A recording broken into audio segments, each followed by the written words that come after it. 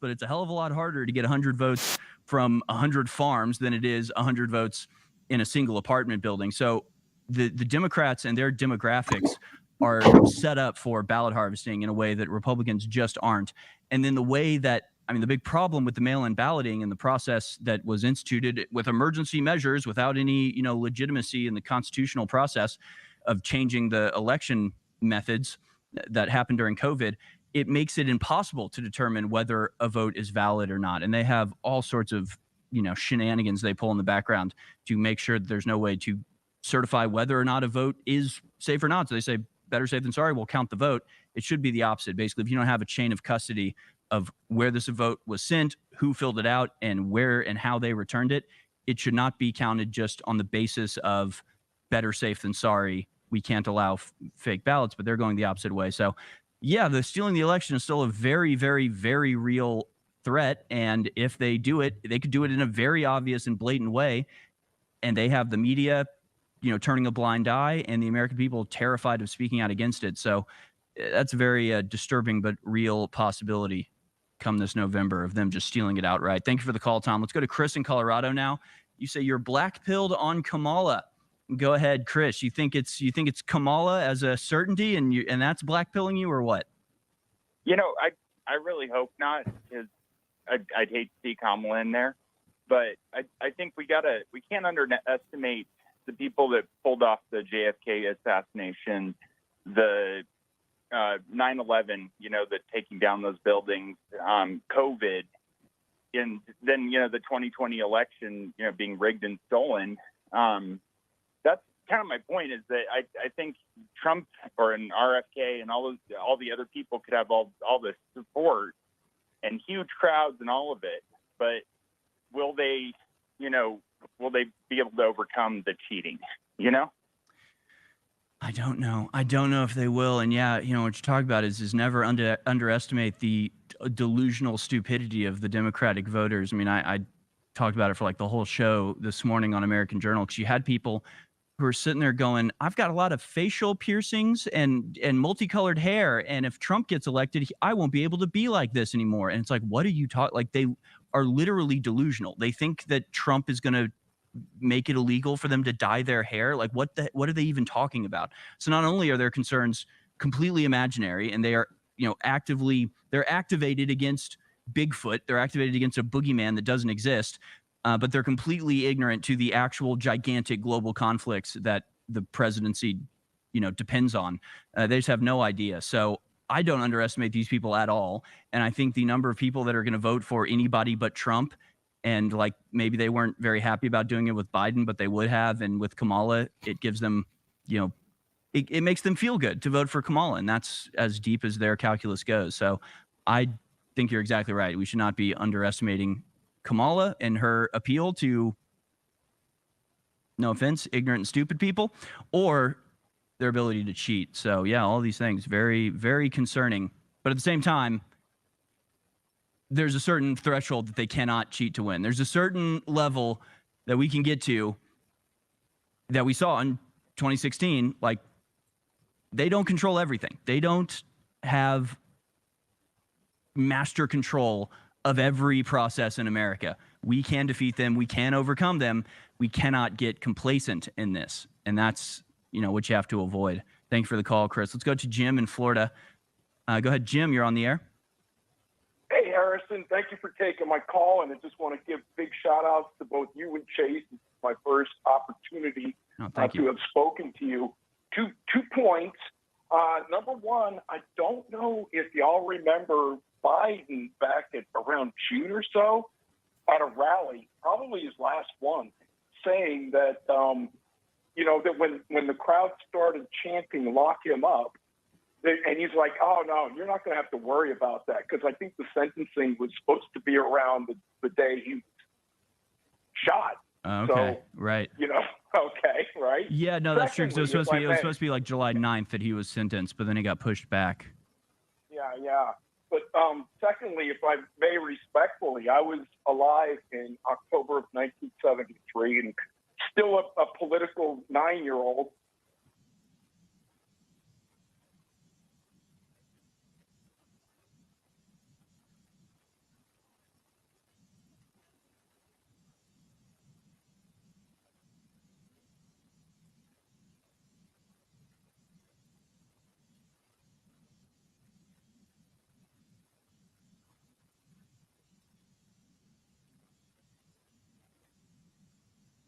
different from somebody dying or maybe being 25th Amendmented out and resigning. I imagine resignation would give the president more control over who came after him.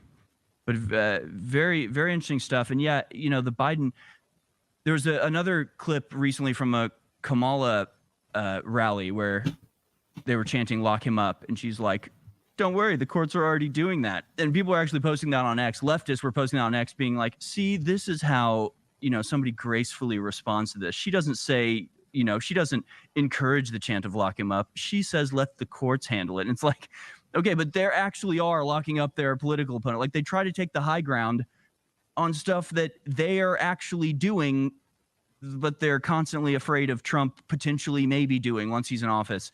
It's all very absurd. It's all very silly and absurd. And apparently that sentencing is going to go forward. I know a lot of people thought it'd be delayed until after the election, but I think it's sometime in September that he'll be sentenced for the 34. So, we're still potentially dealing with a presidential candidate campaigning from prison and in a weird enough situation. Thank you for the call, Jim. Let's go to Comfy in Texas. We are a little more than 3 minutes away from the scheduled beginning of this Spaces, if it starts on time. But go ahead. Comfy, you're on the air. Hey, guys. I just wanted to say you're awesome. Great new additions to the crew, both you and Chase. It's great talking to you the first time. I just wanted to say how grateful I am that we have X, we have Alex Jones, InfoWars still in the fight, still doing damage. And we're at this historical moment where Elon Musk, like a pirate, takes over a grand cutlass, right, and turns it against the empire. And he's like, "Come aboard, Alex, yar." Yeah, he has commandeered the flagship. Exactly. They're panicking because they have no control over it. And exactly. I just want to give a few white pills. I know a lot of people are discouraged and what we're up against, and we don't want to get our hopes up because we just felt so confident that he was going to win in 2020. But it's different.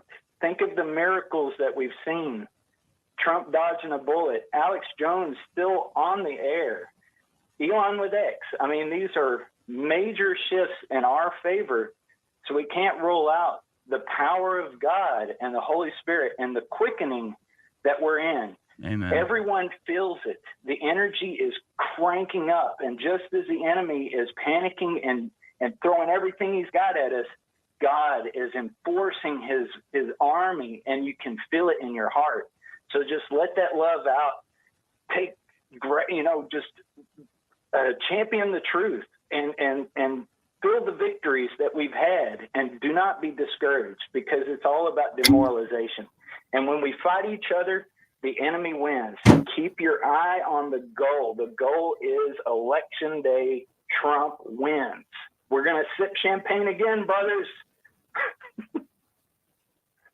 No, you're exactly right. We witnessed an absolute literal miracle with the assassination attempt of Donald Trump, and yet people, it's like the news cycle is so fast. It's like, hey, really, we're going to forget a miracle less than a month out? Crazy. Tomorrow is the 1 month anniversary of fight, of Trump almost getting his head blown off on live television. We cannot forget the miraculous event that we saw that day, and just pray to God that his hand continues to protect America as we move forward. Now, Chase has gotten up and left because he's setting up the space, I believe, that we'll be talking on. Owen Schroyer is going to join me momentarily. We should be beginning in 30 seconds, but who knows? I mean, that is the double-edged sword with Twitter Spaces. Is it's not broadcast TV, so that's good, but it also means we're not sure whether they're going to start directly on time. And I assume the crew is working feverishly to make sure that we get the. All right, folks. This is a new twist. We're going to go to a quick video. This is one Trump posted on his X. It's called Test of a Man. Here's Trump on X. And when we return, Alex Jones is in studio to take over for this very special emergency broadcast. Stay with us.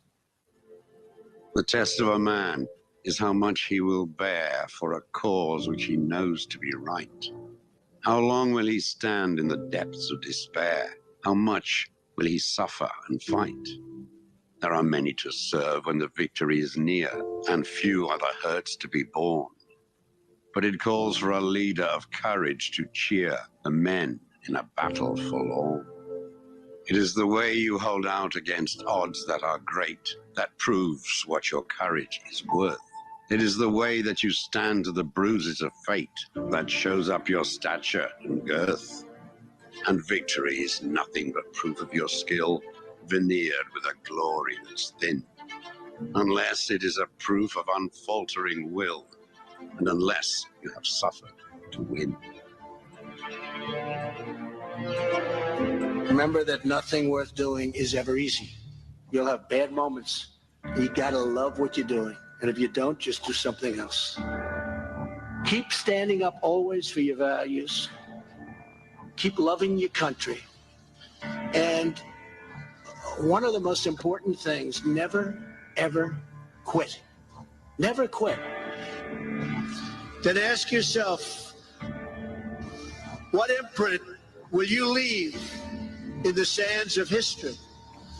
What will future Americans say we did in our brief time right here on Earth? Did we take risks? Did we dare to defy expectations? Did we challenge accepted wisdom and take on established systems? In my short time in Washington, I've seen firsthand how the system is broken. A small group of failed voices who think they know everything and understand everyone want to tell everybody else how to live and what to do and how to think. But you aren't going to let other people tell you what you believe, especially when you know that you're right. I know that each of you will be a warrior for the truth. Will be a warrior for our country and for your family. I know that each of you will do what is right, not what is the easy way. And that you will be true to yourself and your country and your beliefs. Remember this, nothing worth doing ever came easy. Following your convictions means you must be willing to face criticism from those who lack courage or the guts or the stamina to take it and to do it. It's called the road less traveled.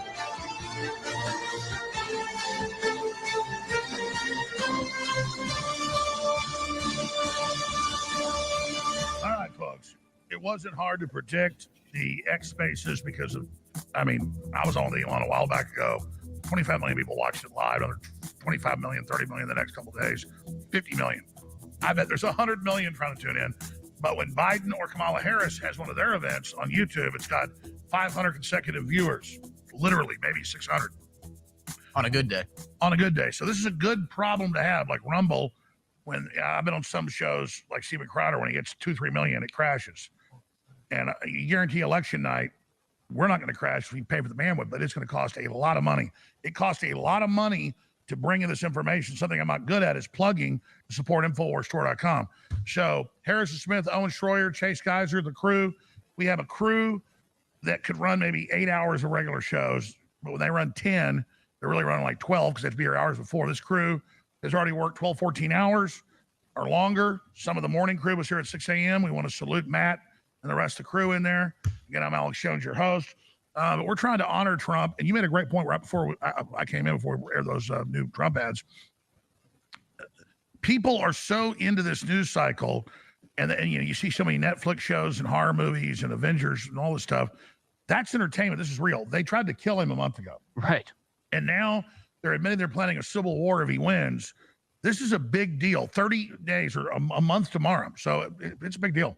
Yeah, it's huge. And again, it's sort of our fault. But anytime I see a post that's like, remember what happened, guys, and it's a picture of him with his hand up and the blood on his face, I have to retweet it because it's like you have to keep this in people's minds that they witnessed a miracle. and that what we're experiencing here is very special and can't just be taken for granted and forgotten about as much as they would like us to forget about what happened.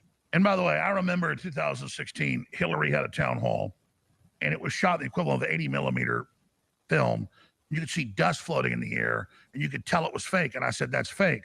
And 2 months later, they admitted the thing was shot on a soundstage. It was fake. You know, fake. What happened in Butler with the complete stand down for 90 minutes and the police saying he's up on the roof was a total stand down by the Secret Service deputy head, now the head, Ronald Rowe. And these idiot leftists put up images of full cartridges. And they usually put up 5.56. They'll put up like 308 or 338 Lapua or something, or 30-06 and say, oh, this whole thing hit his ear. No, the bullet fires. And I can tell you how many times I've shot at a wild hog 600 yards away, or many things I've shot, whitetail, you name it. I've done a lot of hunting back when I had time, mule deer, mountain goats, you name it. And you'll shoot and think you missed it, and you get another one in the chamber and fire and hit it right in the chest. It falls over dead. When you get there, you just see a graze right through an ear, a little bit of blood, a tiny little scrape, or right about the top of the back, or right across the leg because you're shooting 700 yards away, 500 yards away. I mean, so they think like a full cartridge shot out and no, it just skimmed him. It just went right by at 3,000 or 2,500 feet per minute, not 3,000 on the muzzle, but at 150 yards, about 2,400 feet per second, and just skimmed his ear. And so we haven't had time yet, but I want to go out the next few weeks with you guys, some of these outdoor shooting ranges, and put up maybe watermelons, you name it, and we'll just set the scopes up and shoot and graze it and show people what we're talking about. Yeah, well, I mean, they don't get grazing. Yeah, that's one of the part of the miraculous thing of the assassination attempt is the way it happened. It could not have been faked. I mean, there's a photo of the bullet flying through the air. Not even an AI robot could follow his head perfectly. Nothing. With the wind and things and only skim him. No, a guy died. I mean, this was real. I mean, you can't fake this. You know fake when you see it. This was real. 100%. Well, I think the important thing now is it's not just for us in the news cycle to keep it relevant. Now, these committees inside of the House that are chaired by Republicans, they need to be calling follow-up hearings immediately because we have the questions that need to be answered. There's really two questions at this point that need to be answered, and that's who stood down on the roof? Who stood down Secret Service on the roof? That needs to be answered. And then the second question that needs to be answered is who was in charge of the communication that made sure Trump was on the stage at that time? And so these are the two questions that need to be answered, and they need to immediately call hearings. I don't care if it's the FBI director, the FBI deputy director. I'd call up Kim Cheadle back up. I'd call up Ron Rowe. They need to all be there, and these questions need to be asked and answered. And if they're not going to answer them, then subpoena them for all their records. And if they don't comply with the subpoena, then send their ass to jail for contempt of Congress. This is the only way forward. No, I totally agree. But we have them now. The new video that was released last Friday, which is what they first reported, and the Secret Service lied and said, oh, the local police didn't do that. So they released the body cam where they boost up to the roof and distract him right before he shoots. And they're trying to get orders because they're under the Secret Service command to shoot, and they're not giving the orders to do it. And again, I'm going to say this again. I used to be a huge hunter. Any regular hunters, of course, they understand this. But I remember the last time I grazed something was about 6 years ago. I'm on a West Texas ranch. We're sitting there doing target practice, and they go, hey, they had a lasers, rangefinder. They go, hey, there's a jackrabbit right on the bottom of that hill, 820 yards away. Think you can hit it? So I'm sitting there with a 300 Win Mag, which is like a laser beam for those that don't know, but it still drops, at that far, 3 or 4 inches. So I shoot with a 300 Win Mag. I don't want to kill a jackrabbit. I think I would hit it. And he runs, and I go, that son of a bitch. And I reload, and I shoot, hit him right in the back, and blow him in half. When we got there, like I said, hit him right in the back. That's what killed him. But right literally over the back of his neck was the graze. Yeah. And you could just see the military guy I was with, he goes, you see that? You grazed him right there. And it was literally a little couple drops of blood. But again, the left doesn't know this about bullets. It's so frustrating. Well, they don't even know what a casing is. They don't know what a brass is. I mean, you can't even have a serious conversation with a leftist these days. They think there's such thing as a trans person. They don't know what a woman is. So, I mean, what do you expect? I know. I keep harping on it. Just that they literally think a bullet is the casing and the entire round, and not just the round, the casing, everything. And they literally think that fires out of the gun. they think, Tim Walz, their vice president pick, thinks boys need to use tampons. I'd like somebody to ask Tim where the tampon goes on the boy or man. I'd like somebody to ask him that. It was never taught to me. Well, that's a whole nother subject. I thought I knew everything about Tim Walz, but I saw a clip 2 days ago I put on X that I sent to the crew I meant to play. It's like 3.5 minutes of Trump. And you guys can find out something like this is a very important statement by Trump about Walz. And I didn't know that he passed laws to let pedophiles basically rape kids and let pedophiles out of jail. I mean, this guy is like so bad. And now there's like dozens of videos of him saying he was in combat. Now, we had the videos a week ago where he was implying it. Now he's actually said it. Oh, and there's about a dozen print articles where he's saying it as well, talking about Operation Iraqi Freedom and all of this other stuff. So, yeah, it's bad. And the stolen valor is one thing. I think that's really, I know that's really meaningful to the veteran community, the military community. And so I think that's where you aim that.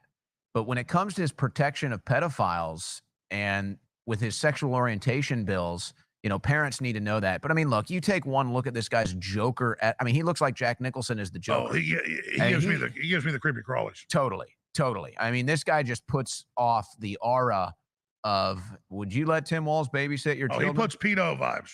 And it's weird that he's 20 years younger than Trump. I mean, he looks older. He does. He's gray. He's bald. I mean, he's not a healthy person. And by the way, I'm just constantly refreshing this space. The space has started. Donald Trump and Elon are in it. It says it has 200,000 people listening, but it won't start. Here's another issue. It keeps collapsing. When Elon put a vote up for me, and it got millions of votes in an hour, it shut down because they crashed it. Right. So the EU, I meant to cover it today. I barely mentioned it. It's on Infowars.com. They sent a threatening letter. They're already criminally trying to charge him, got a bunch of civil stuff for billions, and said, you better not air this. It may be disinformation. So there's the EU. That's the top story right there by itself. There's the EU, Owen and Harrison, saying, you better not have him on. He might say something wrong. We're watching you. I mean, and now you've got the UK saying we're going to arrest American citizens. And these people are really revealing themselves. Well, let's just be clear. This is a strict, I'm sorry to say it. It's obviously probably true at this point. I think it's safe to say they can't even get on air. This was a strategic blunder.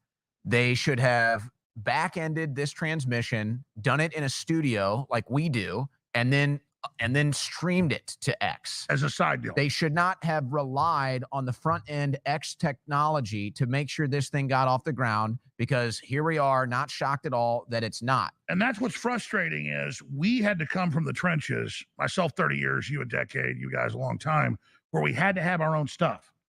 And I know that X, I talked to backroom folks, is trying to build a studio downtown, is trying to make it to video for like a year. They haven't been able to do it. I get it. You have millions of people tuning in and dialing in. It's hard to get all that done. Maybe they should have one tier for the host that's video, then another tier that's audio. So we did get a control room. Well, hey, let's get Chase Geiser, who's the spaces expert, which I think is great technology. They're working the bugs out. We're not criticizing. If Musk was absolutely not a maverick, we would be, obviously he's a maverick on free speech. But this is too big to go with an experimental technology, in my opinion. Well, I mean, actually, I saw the speculation today that it would crash. I think you even said that, right? Yeah, that was. I mean, I talked about. I mean, it was too easy to predict. I mean, that's not like that's like predicting it's going to rain in Florida or something. Well, because that's the problem. It's not like everybody connects to a stream. The computer takes a user for each listener, right? Which is amazing in its next level. But imagine a talk radio show where every listener's on a phone line. I mean, if you have like 1 million listeners, there's no way it's going to work. I mean, like we have a digital phone system that'll take 30,000 calls at once. That's just what it's scaled up to. And Wes has told me before, our record was like 24,000 calls in 10 minutes. Wow. One time. But the point is, we couldn't actually put them on the board. Right. I mean, if we put 100 calls, it'll start crashing the computer. So look, Elon, he's the first to admit it. He is the guy that takes on too much. So, we can't say Chase is in the control room. Chase Geiser, you know more about spaces than us. You're kind of the techie around here of the host. Well, what's going on? Well, there's over 205,000 people that are in the space right now. I'm actually currently in the space because I was one of the first people to join it, so I was able to get in. But it seems like they're having server capacity issues because so many people are trying to join the space at the same time. People like the Hodge twins and others are in the replies on both Elon Musk's account and Donald Trump's account, saying that they're having a hard time getting in. I was about to say, I'm not an engineer, but I've noticed the last 20 minutes is about 200,000. I'm guessing that's the threshold of the server. So millions more are trying to get on. Yeah, absolutely. And I know from conversations that I've had with Dick Sordor, because he and Mario, of course, are very intimately involved with the Spaces team at X, that as of a few months ago, the Spaces team was only like half a dozen to a dozen people total as far as engineers are concerned. So we're talking about a really kind of bootstrapped, lean team dealing with this massive capacity. But I'll tell you what, if this was a Kamala Harris space, I don't think it would be breaking the internet. Yeah, there'd be 3,000 right. people. Well, Donald Trump breaks the internet, Kamala Harris breaks America, right? So, oh, perfect. Say that again. While Donald Trump breaks the internet, Kamala Harris breaks America. Yeah, yes, and they're going to spin this tomorrow, and hopefully Elon's on the phone with his engineers yelling at people to up the servers.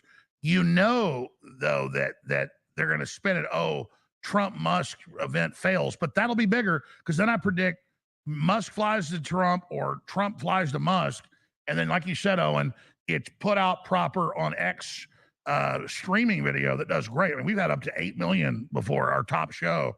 One time we had 8 million on a stream a few months ago. Routinely a million or two. Yeah, we streamed X every day and it's fine, but that's a back-loaded stream onto X, not front-loaded through X. And so explain it. It sends one feed that's duplicated and it's delayed a few minutes. You can't have millions of people all as users who all. This is like trying to jam 100,000 people into like a tiny nightclub. Is what this is, instead of just putting a camera at the nightclub and then everybody watching. And again, explaining, they all have user capability. They all have the same rights, which is amazing. But you've got hundreds of thousands and you see it peak at 205,000 and they're all in there able to speak, but that takes a lot of technology. When this technology is perfected, it's going to be groundbreaking and incredible. It already is, but to me, and maybe there was another follow-up strategy behind it. To me, for Trump, this was too big of a risk to take to rely on this technology. Doesn't matter. I don't make decisions. Don't underestimate that they're hammering it. Don't underestimate it's not just the users. It might be a bunch of. Oh, I'm sure. I mean, the EU sent a threatening letter. But I'm just curious. Do we know what the current status is, guys? Has anybody been able to talk yet? Yeah, let's go back to Chase. Chase, what do you got? I just hear elevator music in the space right now. We're in, and so what we're gonna do is encourage everybody on Twitter who can't get into the space directly to just watch our live stream because we will be broadcasting as soon as they start speaking. But obviously, behind the scenes, they're working on something and they're waiting and to fix some of these technical issues before the conversation begins. But I'm sure everything will be fine. I just think that they're frantically running around behind the scenes like the Battle of Hoth. No, that's a great point, but it's kind of redundant because only people watching us heard that. Right. So, we're going to post it on Twitter. We're going to post it on Twitter. That's a good point, though, Alex. You're right. No. It's great. But we're saying like we'll take the load, like share the load, right. Like like hey, we got it. Well, let me explain something. And Chase has actually done a great job lowering bandwidth costs. We reach millions a day with these streams. This is very expensive, even at the best prices we've got. That's why I'm always up here. I want to just stay in the game. That's why I'm like, oh, Jones wants more money. Folks, it's easy when you're a little provider that can be kicked off YouTube, kicked off Facebook. We're not a little guy that that has a show, which are great people. We boost them. We're actually a platform. And what is there? There's literally X, and then there's Rumble, and then there's Gab and InfoWars and a few others. And believe me, I'm not looking like, damn that Rumble doing so well, or damn that Gab. Or damn that Truth Social reportedly coming out with video. That's good. I'm like, please make me obsolete, man, because it's like being a soldier on the front line with 10 troops. I want 10,000. Yeah, it's a whole different level. So when we're doing this, we're not critiquing anybody. Like, please make me obsolete, please. That's why I love Musk. Please fix it all. Please get this off my back. No, yeah, you're exactly right. I'm surprised they were able to get in. I obviously didn't join the space quick enough, and I just keep reloading it and just keep saying that it's obvious. I've been watching it for 30. It hits. I'm no engineer. It's at 205,000. That's the cap. Yep. I'm surprised they can take 205,000 people are able to dial into a thing where they can control things and talk. Yeah, it's like the biggest venue in the world is the Maracanã in Brazil. It's like 130,000 or more that they can fit into this stadium. But that's what it is. So it's like you've got 10 million people trying to pour into the Maracanã. Like it doesn't fit. It doesn't hold that many people. It's not. If the glove doesn't fit, you must have quit. So I just think that's the deal here. And you know what, Alex? Hey, there's a silver lining to everything, and maybe that's ultimately how this is going to end up is Musk and Trump in the same room. The silver lining is they should say, cut all the other speakers, and they should talk. I don't know why. You know me, I would have thrown a strategy fit in 5 minutes. Yeah. I mean, I don't know. That should have been the strategy out of the gates. Well, I heard you around the office today saying it's good. I was like, "You gonna be here?" Yeah. I heard you like the conference. It's gonna crash. It's all gonna be a disaster. I'm like, okay. Well, I'm not even.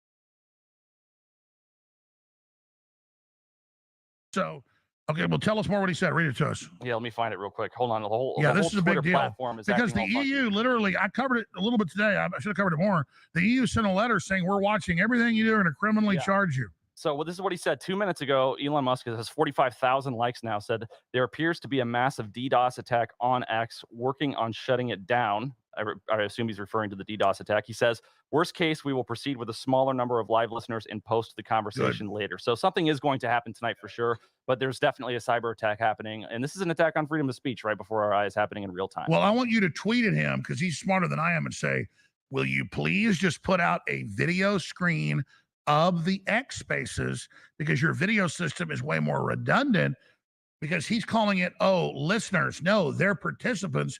It's why it has more bandwidth because they have all that interface power. I'm not a technician, but I know the fact that a system where each person can interface and has all these controls. All right, there is some speaking happening in the space right now. Okay, go to it. Here it is. Well, it looks like it went away. They just did a quick update in the space where they said there was a cyber attack, and now they're back to the hold music. Sorry about that, guys. Hey, I love this attack. It only makes it bigger. If we don't, most people are like, oh God, we're attacked. We're going home. This is what happens in the info war, folks. I mean, you got Elon Musk and Donald Trump. Obviously, millions want to hear it. And I tell you, my gut level, which I said, I guarantee it's true. He probably boosted all the bandwidth, did major updates, but there's an attack on top of it. Because again, like I told you, it came out. Remember when they had the vote about bringing me back? That got attacked on. Well, and I think it was the UK government that made that statement talking about, hey, you better not let Trump speak or whatever the official statement was. It was the EU and UK. Well, Musk did issue a reply earlier today, and to put it short, I don't know what the EU or the UK government thinks it has to say about our speech in America, but I'm going to pick one show because they can't stop all of us. So they act like if they can just stop this interview, which will only make it bigger. In fact, I hope they shut it down tonight. When Trump comes on in 3 days, it'll be 300 million instead of 100 million. Musk should just fly down to Mar-a-Lago, just have the sit-down interview. It'll be bigger. Yeah, but I've only experienced this. 25 million viewers when he talked to me for 2.5 hours. And then 25, 40, it was like, I quit counting. 50 million. That was Alex Jones. They want to see the radicals, Owen. But it is possible. Trump flew a popular streamer to Mar-a-Lago. I think it was last week, Aiden Ross. They ended up getting 50 million views, 24 hours. I don't know where the number is now. The point is that it can be done. The platforms exist to have it done successfully. And so to me, that is the foolproof strategy to go with. I'm not Donald Trump. I don't know if he was expecting this. Look, I don't know if he's frustrated by this. He's using this to test his platform. But he just, I agree. I that's part of it. But I think he's telling the truth. He just, because we get hit with DDoS every time we have a big interview. Yeah, well, we had to set up a fail-safe curtain in front of our stuff now. Well, that's why you notice I've told you guys, and I don't tell you a lot what to do because I hire you because I respect you. You got to do what you want. We agree about 95%. But what I will say, when you got a really big guest, you might not want to announce it right away. Right. Because that's when they hit you. Harrison? No, I'm just, he says, Elon Musk just posted 42 seconds ago. We tested the system with 8 million concurrent listeners earlier today. So he's saying it's not a matter of the number of people joining in. It is the DDoS attack. That was a retweet of I believe his, it. DDoS statement. Yeah. So there you go. Why would the EU and the UK threaten to not do this interview? Think of the arrogance of these people, man. They're telling us we can't hear our president and Elon Musk. I mean, what? That's what I was wondering. It almost seemed like an act of desperation because they knew Elon Musk wasn't going to go, okay, sorry. Yeah. So why would you come out and make a demand that you know is not going to be met? I mean, it's just humiliating for them. This is Cyber Command doing this. Yeah. Well, he's been really harsh on what's been going on in the UK for the last couple of weeks. And so I think that they kind of took that personally. And by the way, that's a beta test, as you know, for the rest of the world. Well, it's happening already. There was a story out of Buffalo, New York.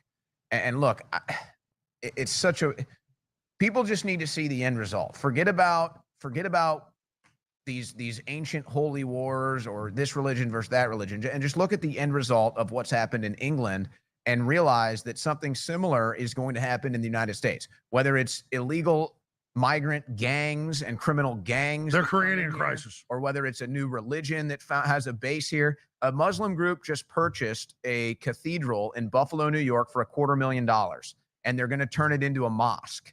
And so this is an ancient, beautiful Catholic cathedral. The Catholics couldn't raise $250,000 to purchase it and save it, so the Muslims did. And so it's like, it's a gorgeous building. This goes? It's incredible. I don't know why. I mean, the Vatican couldn't step in. They can't build these today. So let's explain something. Key point that I was just making. Ladies and gentlemen, this is history happening right now. And they're trying to censor this. They're trying to control this because they're so scared of what you're saying. Owen?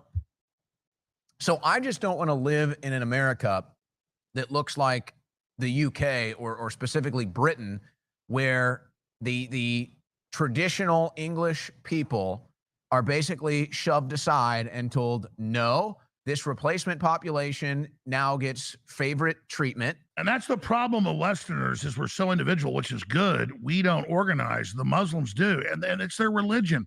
They take over everywhere. They push everybody out. It's a fact. I don't think it'll be Muslims here per se. I think when it comes here, it's going to be illegal alien gangs, I think.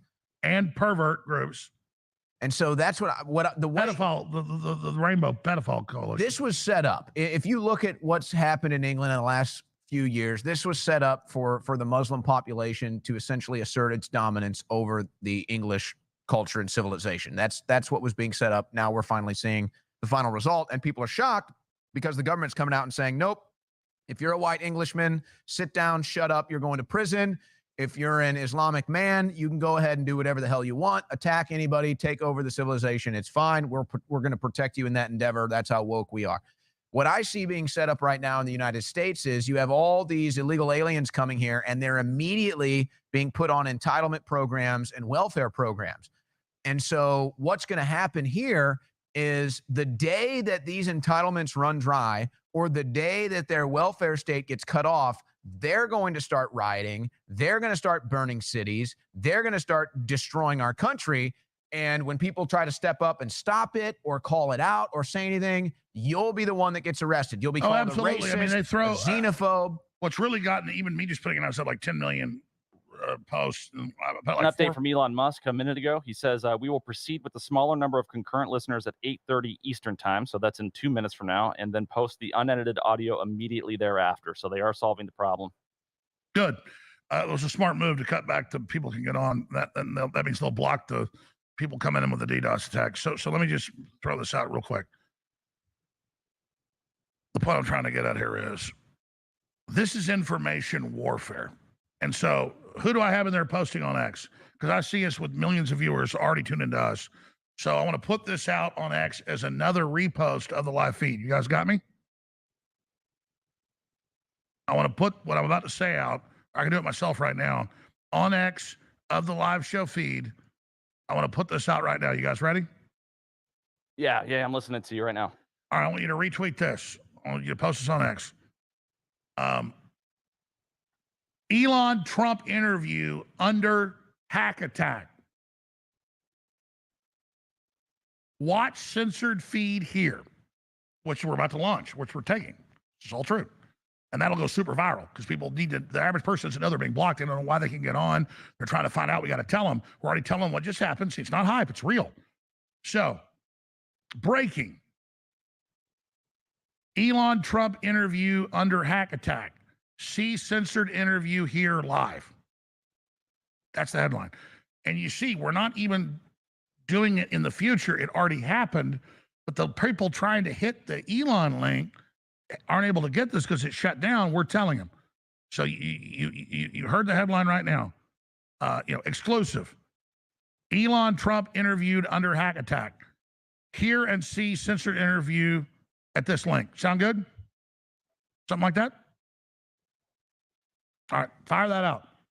And again, to listeners, that's all you can do. Like, take what's happening and don't like, oh, God, they're attacking us. We're beaten. I know most of you understand this.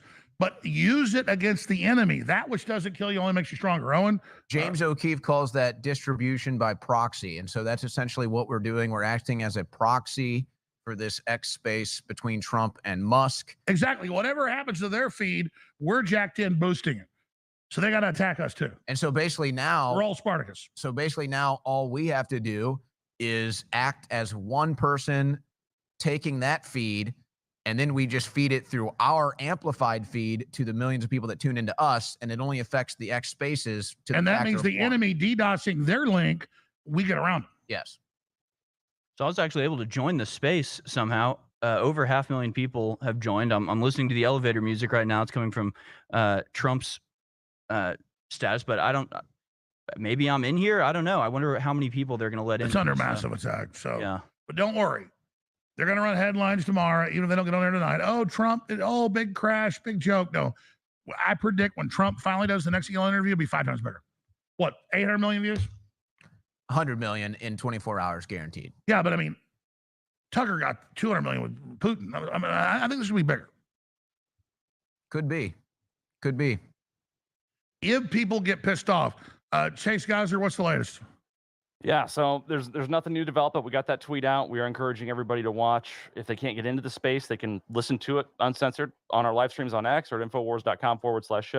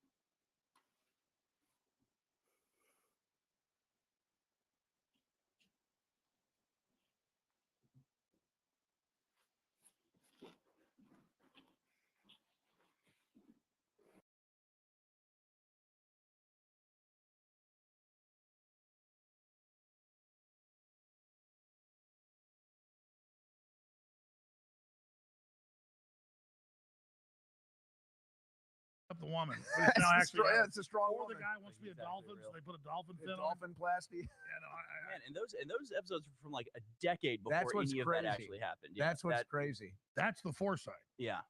No, sometimes I don't get the jokes that people say, you know about this, right? And I'm like, no, because I watch South Park some. It's funny.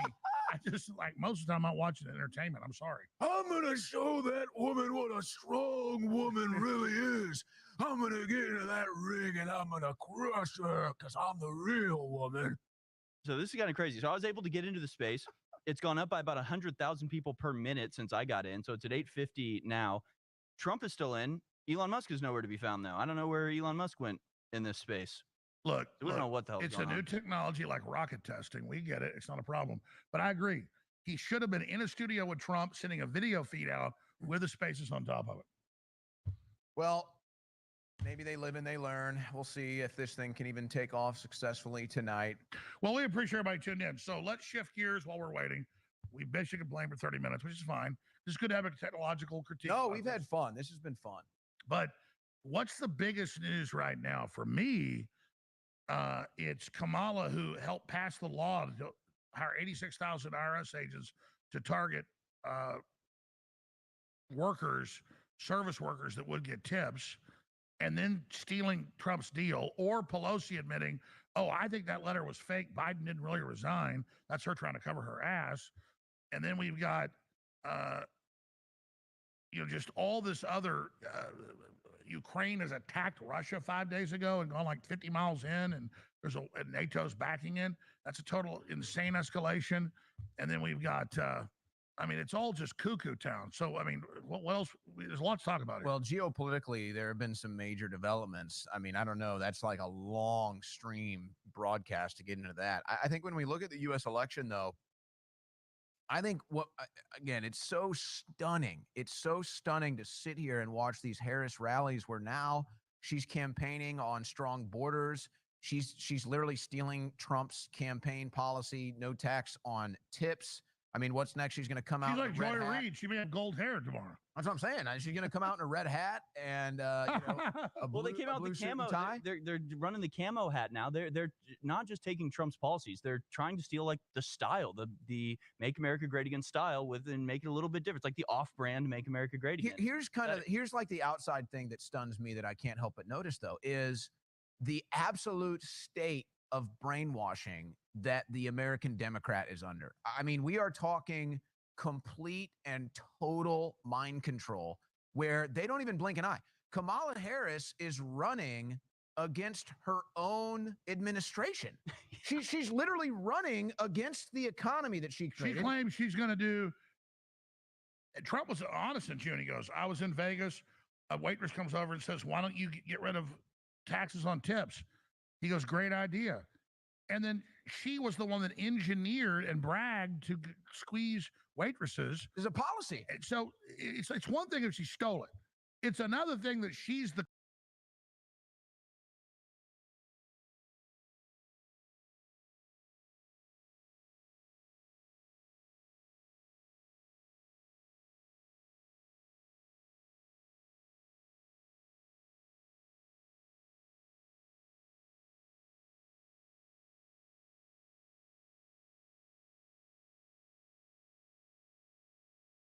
I don't mean just the basic constitutional violations, but I mean how the actual science is applied. No, I hear you. It's like these people shouldn't vote.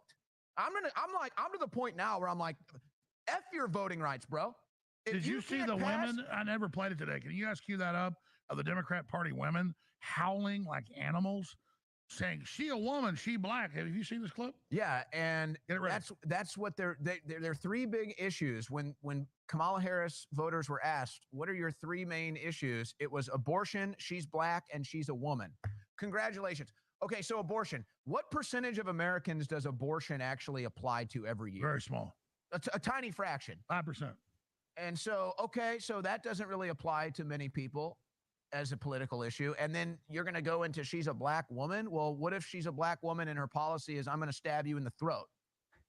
So, okay, well, she's a black woman. She's going to stab me in the throat. So that's great. I'm going to vote for her. This is where we're at. So you need to have a basic civics test or a basic political IQ test. No, I agree. Did you guys find the clip? Yeah, I I haven't meant to seen play that it this morning. I didn't get to it. They're literally howling at a rally. They went, "We're gonna win. We're gonna win. Yeah, that's it. Like, my God. Well, I saw Jack Masoba.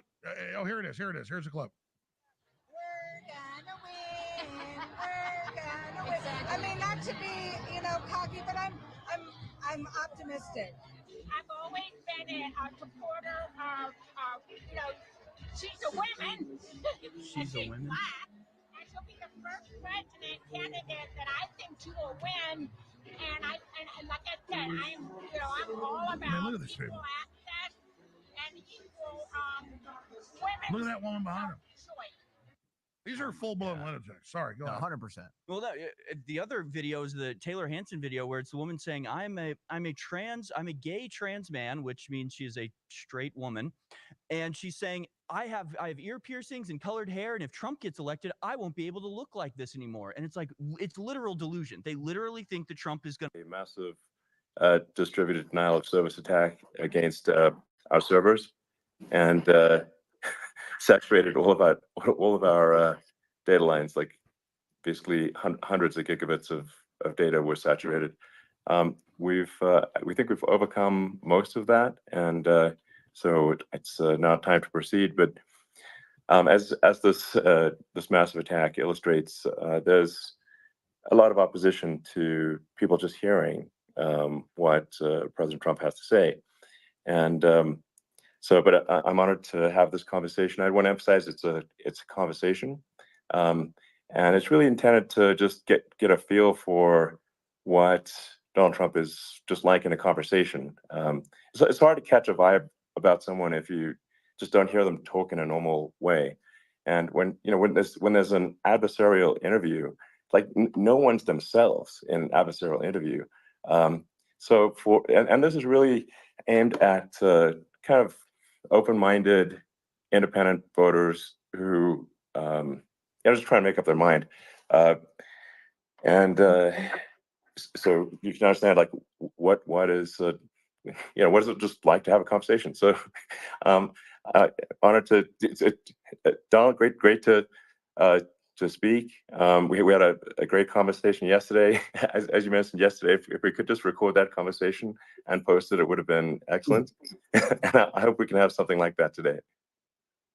Well, I think we will. I'm pretty sure we will. And congratulations, because I see you broke every record in the book with so many millions of people. And it's an honor. We view that as an honor.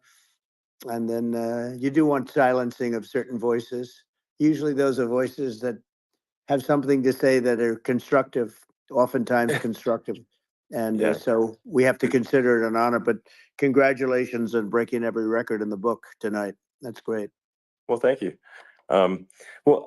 Maybe we could start off with, the assassination attempt, which was an incredible thing. And I have to say that, your actions after that assassination attempt were inspiring. You, instead of shying away from things, instead of ducking down, you were pumping your fist in the air and saying, fight, fight, fight. And I think that's, the president of the United States represents America, and I think that is America. That is strength under fire, and so that's a big part of the reason why I was excited to endorse you as the president of the United States for having another term here. Is that was just incredibly inspiring. But what was it like for you? Not pleasant. I have to be honest. I said there was blood. I had more blood. I didn't know I had that much blood. The doctors later told me that the ear is a place that is a very bloody place if you're going to get hit. But in this case, it was probably the best alternative you could even think about, because it went at the right angle, and it was a hard hit. It was very. I guess you would say surreal, but it wasn't surreal. I was telling somebody you have instances like this, or like a lot less than this, where you feel it's a surreal situation. And I never felt that way. I knew immediately that it was a bullet. I knew immediately that it was at the ear. Yeah. And because it hit very hard, but hit the ear. And I also heard people shout, "Bullets, bullets!" Get down, because I moved down pretty nicely, pretty quickly, and we had bullets flying right over my head after I went down. So I'm glad I went down. The bigger miracle was that I was looking in the exact direction of the shooter, and so it hit me at an angle that was far less destructive than any other angle. So that was the miracle. That was for those people that don't believe in God. I think we got to all start thinking about that. You have to, I'm a believer now. I'm more of a believer, I think, and a lot of people have said that to me. A lot of great people have said that to me, actually. But it was amazing that I happened to be turned just at that perfect angle, and all because I put down a chart on immigration that showed that the numbers were so great. I love that chart even more maybe now. it's a sign. Maybe that's a sign. It's an immigration sign. You highlighted a serious issue, and at that moment, the bullet missed your, hit your ear, but missed your head. I mean, the amazing thing is that the sign, I said, bring down that sign on immigration, and it was literally about an eighth of a second where it would be good, and after that it was going to be a disaster, no matter which way you were facing. But it just had that perfect angle, which was exactly at this shooter. Very sad situation. Such a sad situation. As you know, we lost somebody that was great, Corey, who a firefighter, a great gentleman, a great trumper. He was just a fantastic family and a fantastic man. And a friend of mine came up, Elon, and said, "I'd like to give the family some kind of help."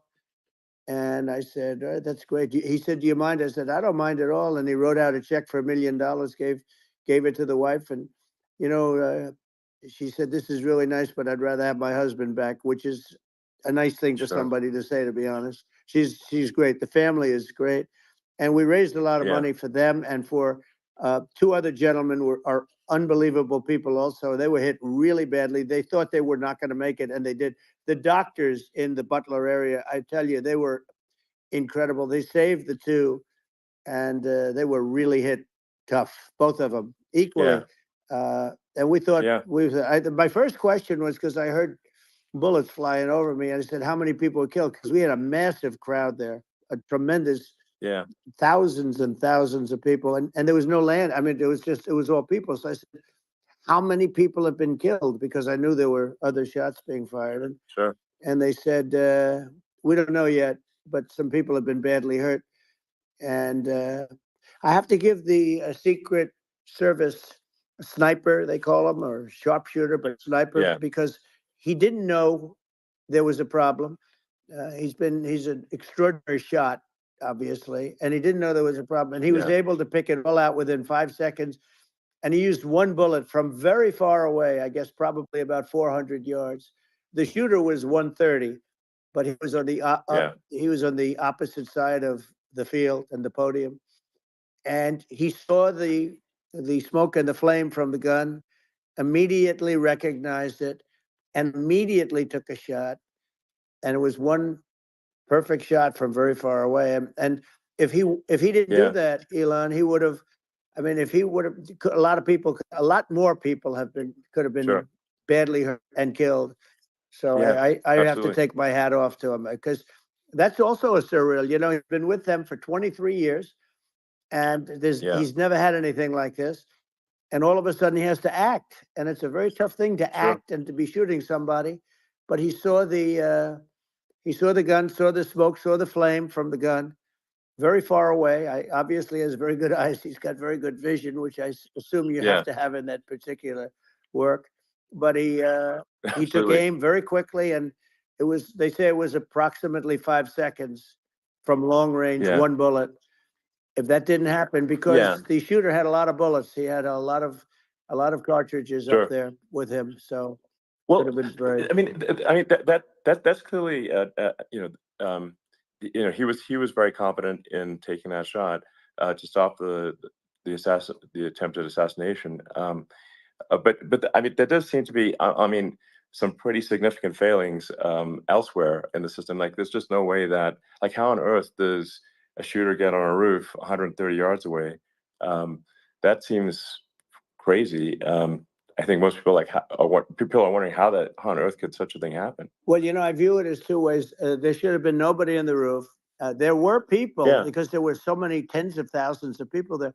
There were people that were seeing him, and there was one woman with a red shirt and Trump all over it, and she's screaming. That guy's got a gun. You saw it probably. There's a guy up there with a gun. I mean, it's like I guess, I mean, for my part, and I think probably many members of the public are wondering how the heck are, basically people wondering by it, pointing out there's a guy on the roof with a gun. Yeah. And they're seeing it, but somehow it's not being addressed. That does seem crazy. Well, they're going to learn from this. The communication between the local police, who sort of had an idea, and then ultimately a man lifted himself up to the roof, could barely do it because he was pulling himself up, and he saw the man with the gun. The man with the gun pointed the gun at him. He thought he was probably going to get shot, but he was like pulling himself up, and because of that, he couldn't get to his gun. And he fell down, actually very badly hurt his leg, his ankle. I hear very badly, but he fell down. And he did, from what I understand, he did say there's a guy up there with a gun. And the shooting started very quickly after that. I think it forced the shooter to go maybe quicker. He was supposed to be a very good shot. Yeah. My sons, Don and Eric, they can't believe what happened, but they said from 130 yards, a bad shot would hit that target almost every time. They said it's like in golf, sinking a 2-foot putt. Yeah, it's not a tough shot. It's not a long shot. The Secret Service person had the long shot. He had triple the distance actually. So it was a terrible thing. It's hard. I have to say this about the Secret Service. When I went down, and I went down based on, I think they're screaming, but other people also, because people saw this happen. You had so many people. One of the miracles was that nobody ran. I mean, if a gun goes off, the crowd control people showed us this. When guns go off, and it does happen in stadiums at a soccer match or some kind of a match, everybody flees. They call it a stampede, like cattle. But everybody, and a lot of people get killed with those stampedes. We had more people than you'd have at, some of these matches or these games, and nobody left. You had a small group behind us in the grandstand, and that was full. And you look at it as it was taking place, and normally they'd be running. They didn't leave. They saw that I was hurt. They saw a lot of blood, and they saw that I went down. And it's almost like they wanted to be with me. Well, out front, you had thousands, tens of thousands of people. As far as the eye could see, you had people in Butler, as far as the eye could see. And a lot of press, too. There were, many cameras on watching this. It's what makes it so different, because normally things happen that aren't good, but you never have a picture of it. Here we have all these cameras shooting it. So, sort of amazing. But one of the interesting things was that you didn't have anybody flee. You didn't have anybody stampede. Nobody. And there were some people behind me. They stood up and they're looking like, I mean, I tell you, you want to have them in a foxhole with you. I want to meet some of those people because it's so different from what you heard. But so I was down. But the Secret Service guys, there were bullets flying right over my head. You could hear them go whizzing, and these guys came jumping on top of me, and a young lady, Kate, would jump. They moved so fast, and let me tell you, that took tremendous courage. Now, there was a lack of coordination. There was, obviously everybody understands that somebody that building should have been covered.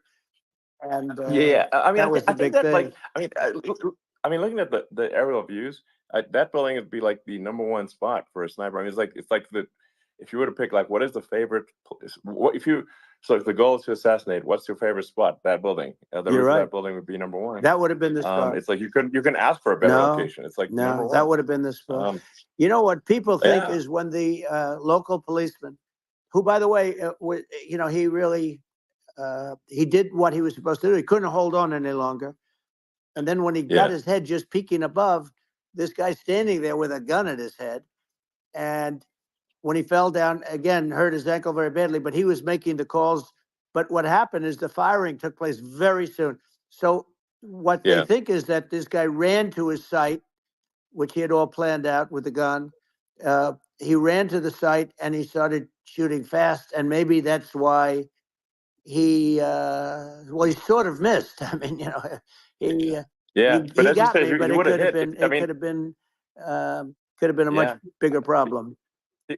But he totally would have hit if you hadn't turned your head. So, like, you know, there was it was a very near thing. It was a miracle. If I hadn't turned my head, I would not be talking to you right now. As much as I like you, exactly, I would not. Yeah, I would not be talking. I mean, be talking to me from another realm, perhaps. Yeah, that's right. We'd be talking from a different place. But it was a very terrible experience. The Butler Hospital, they did such a great job. The doctors were so good. Everybody was so good. There was a mistake.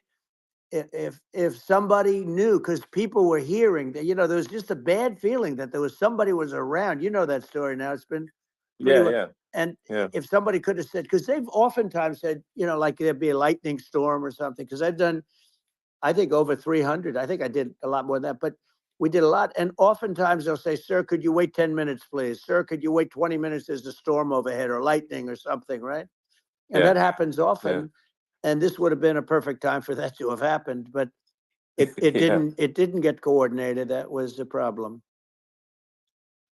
Well, it was your. I think your actions in the heat of fire, and you know, like what I found admirable there was that you can't fake bravery under such circumstances. The courage is instinctual or it is not.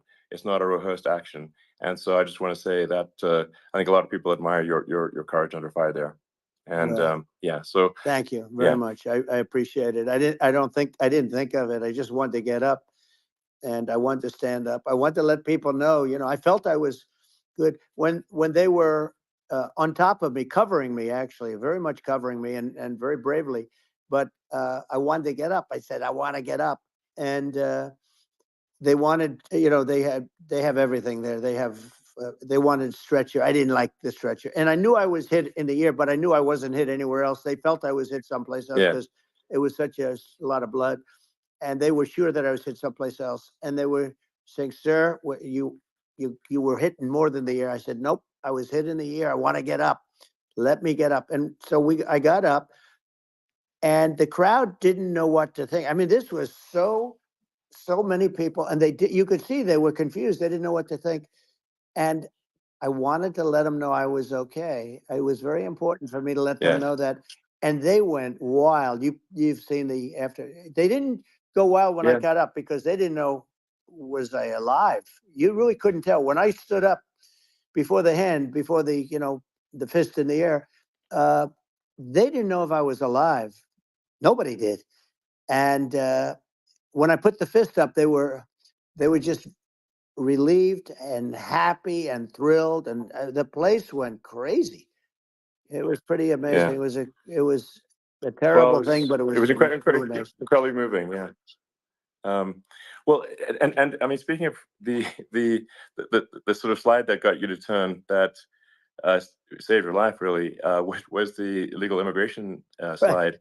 Maybe this maybe this is worth talking about that. It was that slide saved your life. No, the illegal immigration saved my life. You're right, but it was I had to be at that exact angle. I mean, that's a great one. saved by illegal immigration. You know, the incredible thing, though, when you talk about the odds, you had to be exactly at that angle. But the incredible thing is that the chart, I used it less than 20% of the time. It was just a moment. Yeah. It's always on my left, never my right. And it's always at the end of the speech. So here we have it. It's on the right, not the left. It's at the beginning, not the end.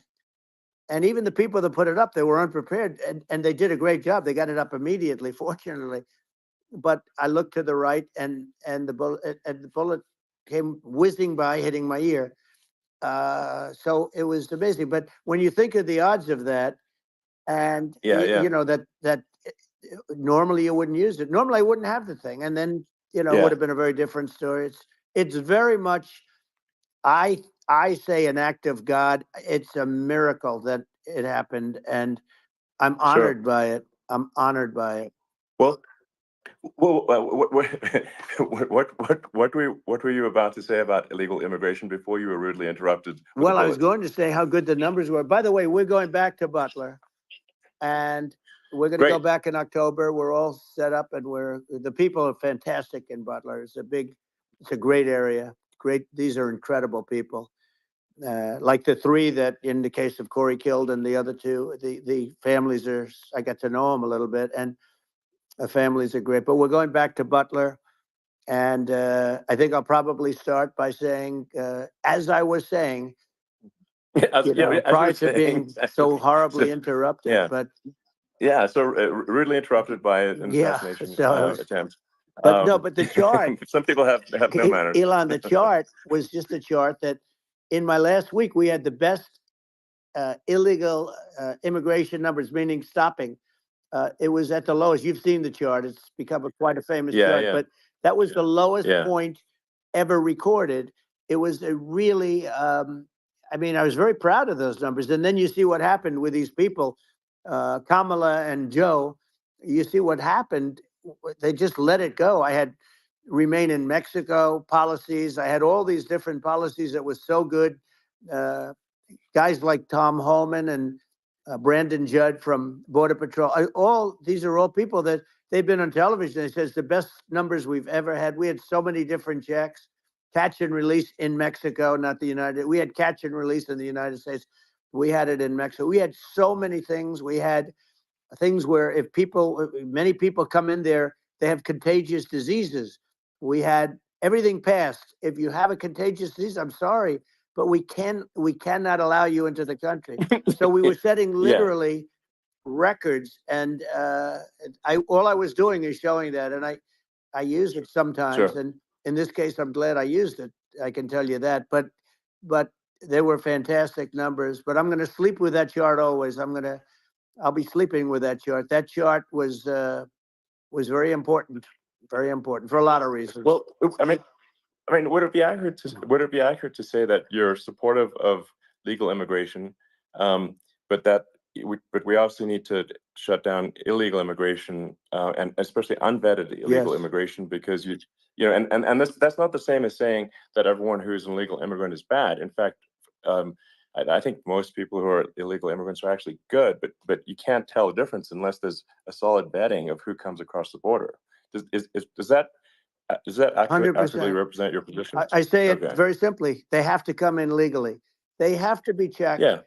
Because look, Kamala was the border czar. Now she's denying it. Everything that I do, she's saying she was strong on the border. We're going to be strong. Well, she doesn't have to say it. She could close it up right now. They could do things right now. It's horrible.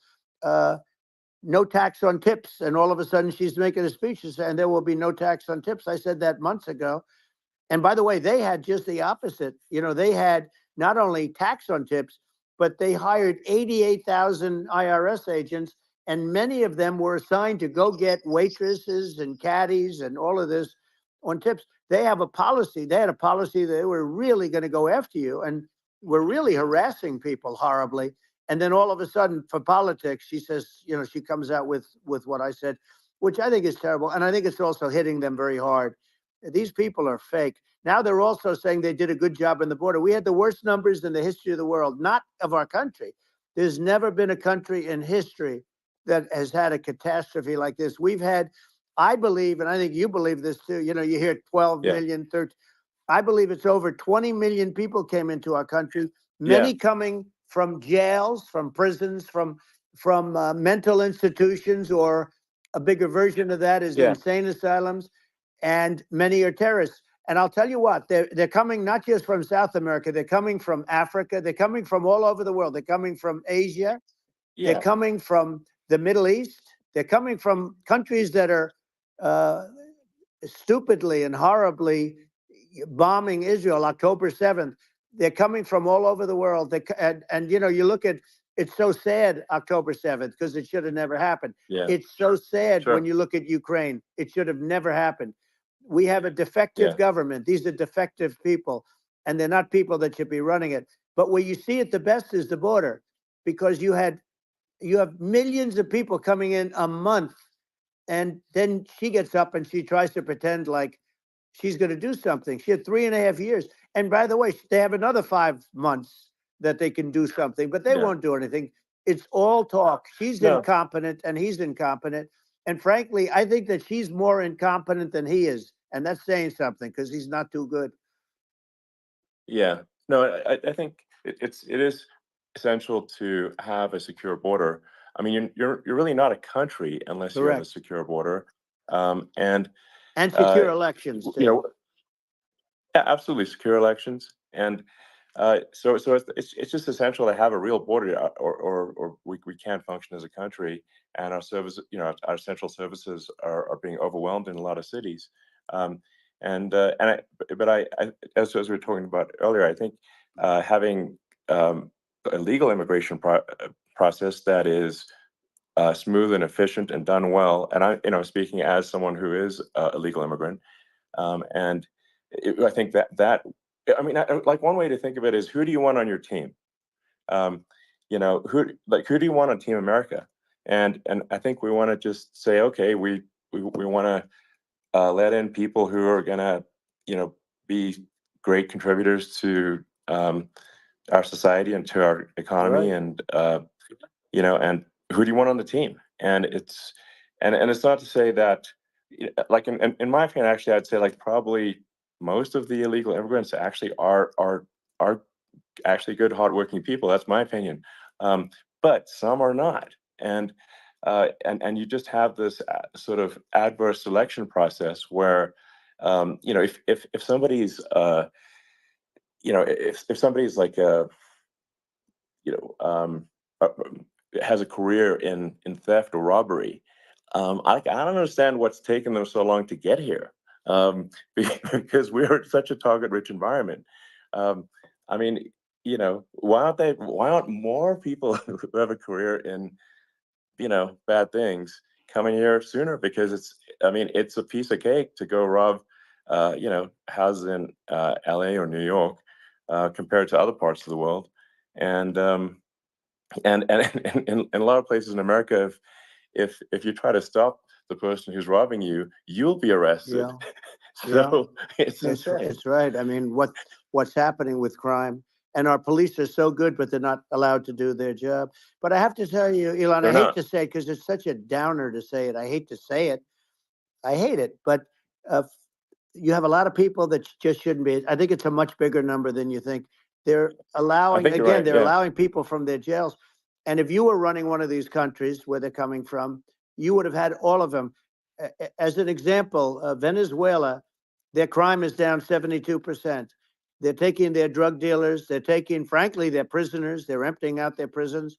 They're taking their criminals, their murderers, their rapists, and they're delivering them into. But that's what Castro did. Yeah, well, he did on a much smaller scale. Yeah. It was a much smaller scale. But this is a massive scale because this is being done worldwide. But here's what's happening. Crime all over the world is down. And wait till you see the numbers that we have. This is migrant crime. This is crime that's going to be. And I saw it today in New York where somebody was knifed with raped the girlfriend of a man that stood there watching in New York in one of the shelters, and started pulling out the knives, and bad things happen today. But this is happening every day. These are rough people. These are people that are in jail for murder and all sorts of things. And they're releasing them into our country. And they're telling them, if you come back, we're going to kill you. We're going to give you the death penalty or kill you. So they don't want to come back. But these are rough people. Yeah. These are criminals that make our criminals look like nice people. And it's horrible what they're doing. And she's in charge of it because, now she's trying to say she had nothing to do with it. And she's such a liar because she was called the border czar the first day, and it was on the headlines of every newspaper. She's the border czar, and she never even went there. She went to one location, which had nothing to do with where the problem is. She went in and out, I guess, because she was getting a lot of pressure, but had nothing to do with the problem is. But she was the border czar, and people can't allow them to get away with their disinformation campaign. Now she's trying to say that she wasn't really involved, and the whole thing is horrible. She was totally in charge. She could have shut the border down without him. He didn't know what he was doing anyway, so he wouldn't have even known what happened. You could shut the border down. He wouldn't even know the difference. But the fact is that she was border czar. But if you don't have to call her that, the fact is you could just call her. She was in charge of the border, and the border was the worst ever. It's simply not working. No, it's horrible. Whether it's a question of intention or competence, either way, we don't have a secure border, and we have people streaming over like it looks like a World War Z zombie apocalypse at times. And sometimes you got to sort of wonder, like, is it real or not? So because you see things, you're like, is it real? So I went to the border at Eagle Pass, and I saw for myself in Texas, and I was like, okay, it's real. I'm like seeing this in real time. I actually posted the video like just live. I just flew there one day and just to see, hey, is this made up or real? And I'm just seeing people stream across the border, and I have to say, at least the people that I saw did not look friendly. These are people can look at my video and say, hey, these people look friendly. I don't look super friendly. So these are people that Elon would not be the same man if he had to walk across the street and look these people in the eye. These are rough people. These are really rough people coming across. And I know rough people. And these are people that we don't want in our country. And, the caravans are coming in, and they're putting, and who's doing this are the heads of the countries. And you would be doing it, and so would I. And everyone would say, oh, what a terrible thing to say. The fact is, it's brilliant for them because they're taking all of their bad people, really bad people. And I hate to say this, the reason the numbers are much bigger than you would think is they're also taking their non-productive people. Now, these aren't people that will kill you. We have enough of them. But these are people that are non-productive. They are just not productive. I mean, for whatever reason, they're not workers, or they don't want to work, or whatever. And these countries are getting rid of non-productive people in the caravans in many cases. And they're also getting rid of their murderers and their drug dealers and the people that are really brutal people. And they're coming into our country at levels that have never been seen before. And I saw an ad just before I got on the air. I'm walking over here, and I saw an ad by Kamala saying how she is going to provide border security. Where has she been for 3.5 years? For 3.5 years, we have 20 million people boarded. It's a terrible. Yeah, I think frankly, I think this is a fundamental existential issue for the United States. And if we have another 4 more years of open borders, and it's going to be even worse with another 4 more years, it's going to be even worse than it's been for the past 3.5 years. I'm not sure we've got a country. You don't have a country left. Elon, if they get in, you will have 50 to 60 million people from all over the world, not South America only. We think of South America, we think of Honduras and El Salvador, Guatemala, and Mexico, the 4. But it's not that. It's everywhere. They're coming in from everywhere. And I had to stay in Mexico. I think this is a super important point. Like people, it's like basically when I went down there, I was like, well, where are people from? It's like almost no one was from Mexico. No, Mexico less. It's just the border. It's just the border with Mexico. But the people coming in, it's Earth, the rest of Earth, and America is only about 4 or 5% of the population of Earth. It would only take a few percent of the rest of Earth to overwhelm everything. We're already overwhelmed, Elon. We're overwhelmed. You had to see the news tonight about New York, and I love that place. And what they're doing to it is horrible. What they're doing to it, and all the courts do is they try and focus on Trump. Okay, let's focus on Trump, who did nothing wrong. I complain about a rigged election. Elon, what's happened is unbelievable. You have from Africa. From the Congo, they're coming from the Congo, and 22 people came in from the Congo recently, and they're murderers, and they drop them. They take them out of jails, which is very expensive, to maintain the jails. Although they don't do too much maintaining, I can tell you. But they take them out of jails, prisons. They take them out, and they bring them to the United States. They deposit them in the United States and say, "Don't ever come back, or you're going to be executed." And they don't want to come back. but they won't come back. Sure. But they're coming from Africa. They're coming from Asia. They're coming from the Middle East. They're coming from South America. Well, just they're Earth, coming from rest of Earth, everywhere. basically. And there are a lot of Yeah, really everywhere on bad Earth. ones. It's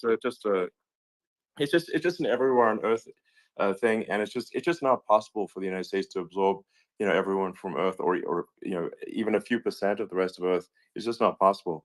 So, Well, Elon, we're going to have to finish this up. We're going to have the largest deportation in history of this country, and we have no choice. Otherwise, we're going to have a country. What they've done to our country. Think of it, with in Venezuela and in some of these other countries, crime is down 50, 60, 70, 80%. And you would be the same. You would have. Yeah. I'll tell you what. Venezuela has not gotten rid of all of them. They've gotten rid of about 70% of their really bad people. Their jails are about 50% put into the United States. The same with other countries. Sure. Some are at 30%. Some are at 50%. They're all different. But the bottom line is they're all going to be at 100%. Why wouldn't you put 100% of it? And they're doing it right now while this third-rate phony candidate. Don't forget, I beat Biden. He failed in the debate miserably. And, some people said, oh, gee, it's too bad. It's too bad he did so badly, or I did well in the debate. The first night they said, wow, one of the people at CNN said that was the greatest debate performance I've ever witnessed. And then 2 days later, they didn't talk about that. They just said he was bad. But that's okay. That's the way I get treated. And I don't mind that at all. What I can tell you is this. We cannot have a Democrat. We cannot have her. She's incompetent. She's as bad as Biden in a different. Look, she hasn't done an interview since this whole scam started. And say what you want. This was a coup. This was a coup of a president of the United States. He didn't want to leave, and they said we can do it the nice way, or we can do it the hard way. Yeah, they just took him out back behind the shed and basically shot him. What they did with this guy, and I'm no fan of his, and he was a horrible president, the worst president in history. And one of the reasons he was so bad, first of all, the Israeli attack would have never happened. Russia would never have attacked Ukraine, and we'd have no inflation. And we wouldn't have had the Afghanistan mess, if you think of it. Well, and we wouldn't have had Afghanistan. But we think of it. You take a few of those events away, and we have a different world. We would also have inflation was caused by oil. Yeah, no. I think you're making an excellent point here, which is that when other countries can, that are thinking about invading or doing bad things, when they're thinking about that, they're thinking about, okay, what's the American president going to do? And do they fear the American president, or is there someone they do not respect and do not fear? And I think they would rightfully be. I mean, look at that the footage of the assassination. They're like, okay, President Trump is like, don't mess with me. I mean, that's like. Whereas I think people are not going to be, and they obviously have not been at all intimidated by Biden, and they certainly will not be intimidated by Kamala. And you have to really think of that in the context of global security. That if the American president is someone that, like, evil dictators are scared of, that makes a huge difference to the security of the world. So I had a good relationship with Putin, despite the Russia hoax that lasted for over 2 years. Just a hoax created by Hillary Clinton and Adam Shifty Schiff, some just bad people, just sick people, frankly. I mean, Schiff is a sick person. He's going to end up probably being a senator. It's hard to believe. The whole thing is hard to believe. But, they put our country in danger with that stuff, too. They actually, when they make up stories, and you have to fight your way out of it for a long time. But I know Putin very well. I got along with him very well. He respected me, and it's just one of those things. And we would talk a lot about Ukraine. It was the apple of his eye. But I said, don't ever do it. Don't ever do it. I shut down Nord Stream 2. That was the big oil pipeline, the biggest pipeline in the world going all over Europe. I shut it down. Biden came, and then they say, I loved Russia. I was a friend of Putin, and I loved Russia. No.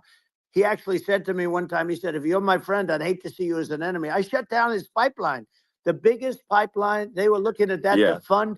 And this pathetic president gets in there. And the first thing he did, one of the early things he did, is he shut down Keystone XL pipeline, which is our pipeline, that would have employed 48,000 people, pipeline workers, shuts it down. That was, a massive job that Obama refused to allow. Yeah. I allowed it in my first week because it was jobs and it moved oil. And by the way, in a much more environmentally friendly way. It's underground. It's not a truck that catches on fire or a train that catches on fire. But think of it. He shut down the XL pipeline, the Keystone XL pipeline. Yeah. He shuts that down and he approves the Russian pipeline. Yeah, it doesn't make any Right? sense. It's inconsistent. Certainly but I mean, I think it's just worth emphasizing, to listeners, the immense importance of whether the United States president is intimidating or not intimidating, and how much that matters to global security.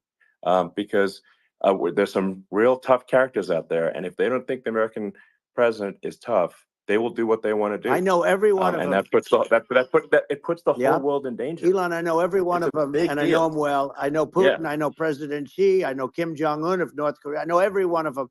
And let me tell you, people will say, oh,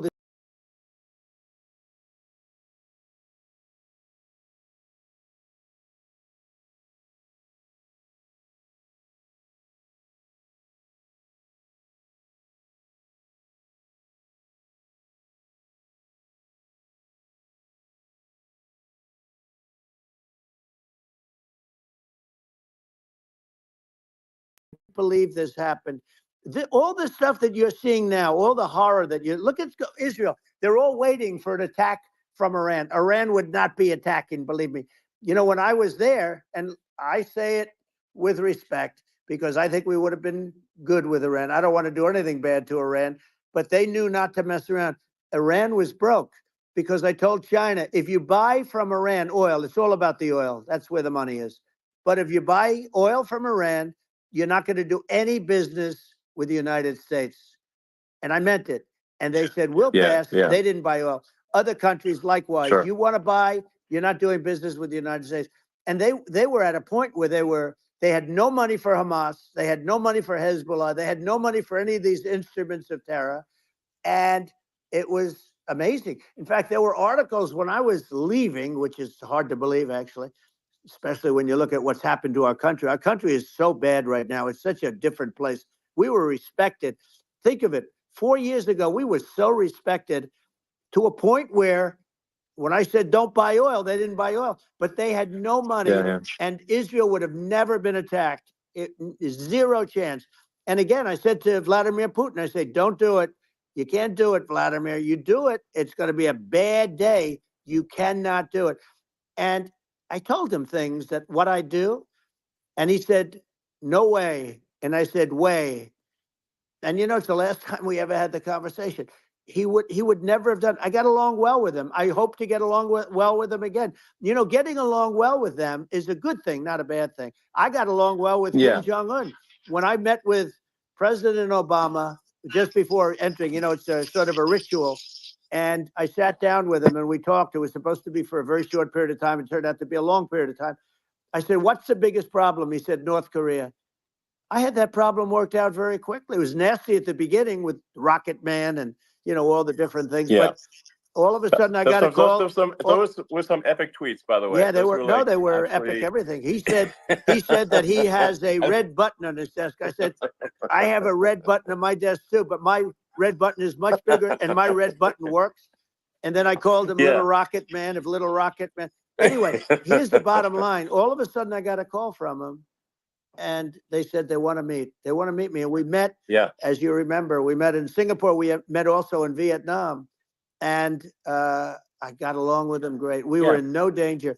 But President Obama thought we were going to end up in a war, a nuclear war with him. And let me tell you, he's got a lot of nuclear stuff too. Exactly. He's got plenty of nuclear. He can do plenty of damage. So yes, I mean, it's because people like Kim Jong-un, they respond to strength, not weakness. Well, and he and I had a good relationship. Remember I met him and we walked onto his land. Nobody ever walked onto his land before. I walked onto. I wouldn't say let's bring up Secret Service again. I wouldn't say they were thrilled when I did that. I walked onto his land, And it was an amazing period. But we were not in danger with him because of me. You know, I always say that we have enemies on the outside and we have enemies on the inside. We have some really bad people in our government and people that are and controlling of the people. I mean, I'd mention names, but I really don't want to give them the credit. But we have some really bad, and I say they're more dangerous than Russia and China. If you have a smart president, a president that gets it, we are not in danger from those countries because they need us and they need our help. I mean, we forced Obama, if you think about it, Obama and Biden, and Bush to a certain extent, in all fairness, forced Russia and China together. And if you're a history student, the first thing you learn is you cannot let Russia and China align. But then they also got, if you take a look, Iran, and they have North Korea. That's, you know, they call it the axis of evil. In the old days, you had the axis of evil. Here we have a modern day axis of evil. These are powerful countries, very heavy nuclear, which is the biggest threat. Yeah. You know, the biggest threat is not global warming, where the ocean's going to rise 1/8 of an inch over the next 400 years. And you'll have more oceanfront property, right? The biggest threat is not that. The biggest threat is nuclear warming, because we have 5 countries now that have significant nuclear power, and we have to not allow anything to happen with stupid people like Biden. You know, Biden did something with Russia. There was no chance of him ever going in. And when I left, and then after I left, they started forming big armies on the border with Ukraine, right? And I looked at that, and I thought he was doing that because Putin's a good negotiator. I thought he was doing that to negotiate. But then Biden started saying such stupid things. For instance, he said that it can be a NATO country. Now, Russia, for as long as there's been NATO, has said we're never going to agree to that. And we go right up front and say that. And we did things and said things through this president with a low IQ, very low IQ. He had a low IQ 30 years ago, by the way, but now he might not even have a IQ at all. There's nothing on the board that goes this low. He said things that were so stupid that war would have been, that war had zero chance of happening if I were there. Zero chance. He was saying everything the opposite, And it's so sad because many more people have been killed in Ukraine than you read about. You don't read about how bloody it is and how disastrous. Sure. Hey, look, just in the 2 armies, you lost 500,000 people. And, you know, Ukraine's having a hard time. Ukraine, I don't know if you saw the article recently, and it's true. You don't hear the true story. But if you think about it, Russia's gone, you know, Russia defeated Germany with us, and they defeated Napoleon. You know, they've been around a long time. They're a big fighting force. Yeah. So, and it's very unfair. And Ukraine now doesn't have enough men. They're now using young men and very old men to fight. And we're in a very bad position. And I'm not going to blame exclusively, but I can tell you I could have stopped that. And a smart president could have stopped that. It wouldn't have happened. But we had a man that actually made it more prevalent. It was so bad. The words that he was using, the stupid threats coming from a stupid face that he was using. I said, this guy's going to cause us a war. He's going to cause us. And let me tell you, it can lead to World War III.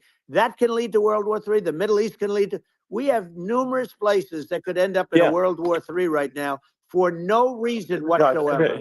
I think you're right. I think people underrate the risk of World War III, and it's just when you're looking at the risk of global thermonuclear warfare, it's game over for humanity, and it's something that people have, I think, after the end of the Cold War, people have become complacent about, but they actually have forgotten that there are currently a lot of nuclear missiles that have targeting parameters for the United States from 100%. Other countries. And one of the things we're going to do is we're going to build an Iron Dome over us. Israel has it.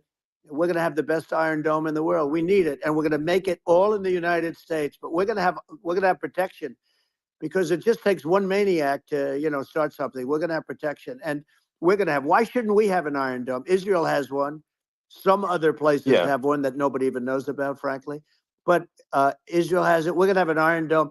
But with all of that being said, to me that's so important, the most important.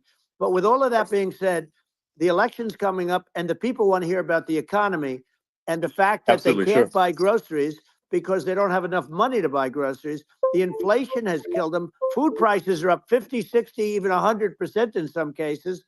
And this stupid administration allowed this to happen. And it's a shame. And that's the thing that people most care about, in my opinion. They care about the border a lot. And we discussed the border at great length. It's nice to have a forum like this where I can discuss something at length. And by the way, you think Biden could do this interview? Do you think that Kamala could do this interview? They would take a pass on you. No, they could not. So they don't need Elon. They don't need Elon screaming out questions. It's pretty sad when you think that somebody that does this for a living can't answer a question or is afraid to do an interview. And in her case, with a very friendly interview, she's got all friendly interviewers. It's pretty sad. Absolutely. But the big thing now is the economy, Elon. And as much as I mean, I view nuclear as the single most important thing, but a lot of people don't. A lot of people don't understand that. But it doesn't have to. If I understand it, that's all you need. Because if I was president, you're not going to have that kind of a problem. But the thing that they really is making them angry is what Kamala and Biden have allowed to happen to the economy. It's a disaster with inflation. The inflation, it doesn't matter what you make. The inflation has eaten you alive. If you're a worker or if you're just a middle income person, you can't afford. 4 years ago, 5 years ago, people were saving a lot of money. Today, they're using all their money and borrowing money just to live. It's a horrible thing that's happening. And we'll end that quickly. Well, I think a lot of a lot of people just don't understand where inflation comes from. Inflation comes from government overspending because the checks never bounce when it's written by the government. So if the government spends far more than it brings in, that increases the money supply. And if the money supply increases faster than the rate of goods and services, that's inflation. So really, we need to have we need to reduce our government spending. And we need to re-examine. I think we need like a government efficiency commission to say like, hey, where are we spending money that's sensible? Where is it not sensible? And we need to live within our means. We're currently adding, I think, $1 trillion to the deficit roughly every 100 days. That's right. And the interest payments on the national debt have now exceeded the defense budget. It's on the order of $1 trillion. It's interest, and it keeps growing. I rebuilt our military, largely rebuilt our military. Did a great job on it, which was so important. We had jets, we had fighters that were, and bombers that were 70 years old, and we did a great job in that. Then we gave 85 billion of it back to Afghanistan, if you can believe it. We gave them 85 billion. They're one of the largest sellers of military equipment in the world. They're selling what we gave them.